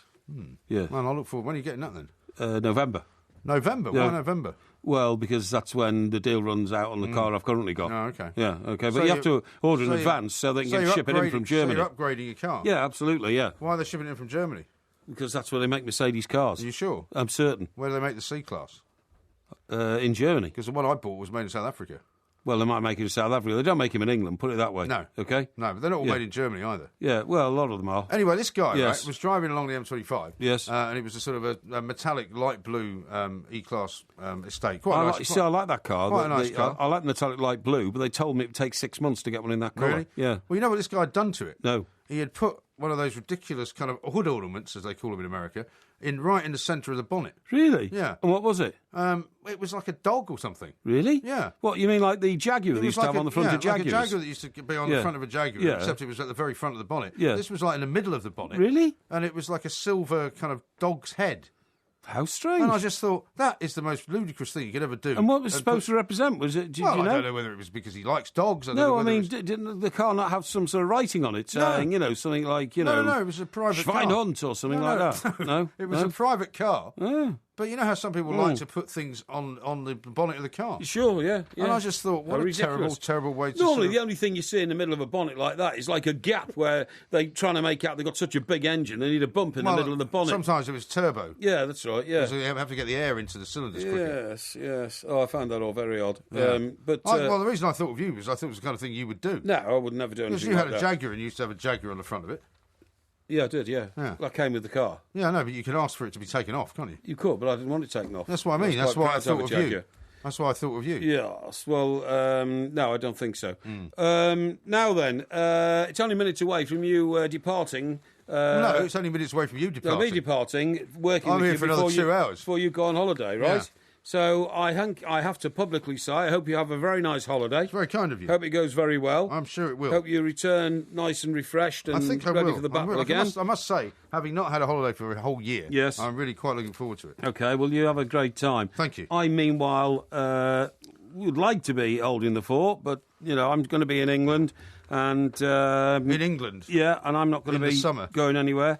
Good. I should be making occasional appearances on TalkSport over the next 2 weeks. Yeah. And you should be relatively refreshed because, I mean, I don't know whether you'll need to find somebody to have a go at in my absence because obviously that's good for you. Yeah. You know, to be able to keep the juices flowing. Well, I'm not going to remain inactive over the next couple of weeks. But what I'm saying is that without me to insult, yes, you may have to start insulting Mr. Brazil or something on the breakfast show. I don't know. I have to keep active and busy because I like to keep well oiled, and I don't mean that in the sense of inebriation. I mean I like my brain to be constantly challenged and alert, so that we can keep a very high standard broadcasting, so that when you return, we get back together, we can get on with it. Yeah, simple as that, right. really. Yeah. Now, let me read you this from Brian in Islington. Dear Mr. Graham, should it come in handy when in Mexico? Plank in Spanish is tablon. And you are a plank is usted es un tablon. Well, that's good, isn't it? Yeah. Not that you'd be saying that to me, of course, to somebody else, but you might get a smack in the gob from some Spanish citizen from some Mexican citizen if you do that. So. Well, I don't know whether plank is a similar kind of insult. I mean, because it's one of those particular English ones, isn't it? Well, how would we know? That's the question. Well, exactly right. Right, okay. Well, so I shall miss you. Yes, if you want, I'll bring you back some kind of dusty junk. No, I'll be all right, thank from you. Mexico. No, don't got need Spanish-speaking headphones. No, we'll be okay. By the way, I meant to say to you, sorry. You know, it was the results today, and all the GCSE levels came out.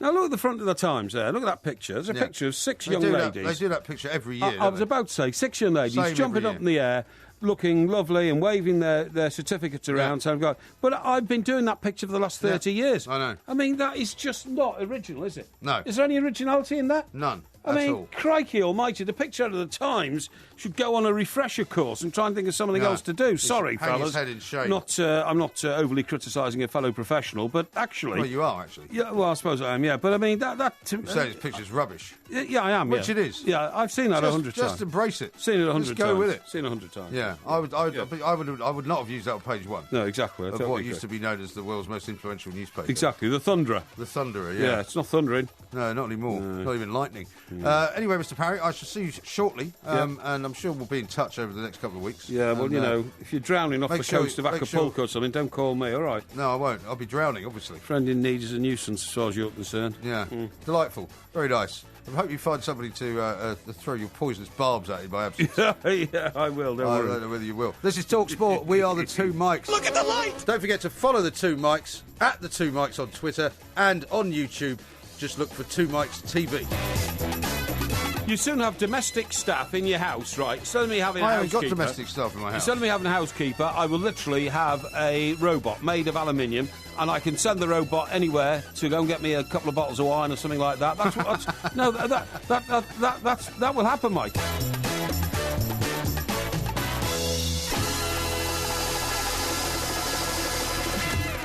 I'm not going to pay any words with you. I'm an inspector. Now, you get in there and get your trousers down. If you love the Two Mikes podcast, you'll love the live show. Weekday overnights from 1am on DAB Digital Radio and 1089 and 1053 AM and via the TalkSport app. TalkSport, your Premier League station with exclusive commentaries every weekend. What an absolute corker! TalkSport. All right, you butler. Get that bus out.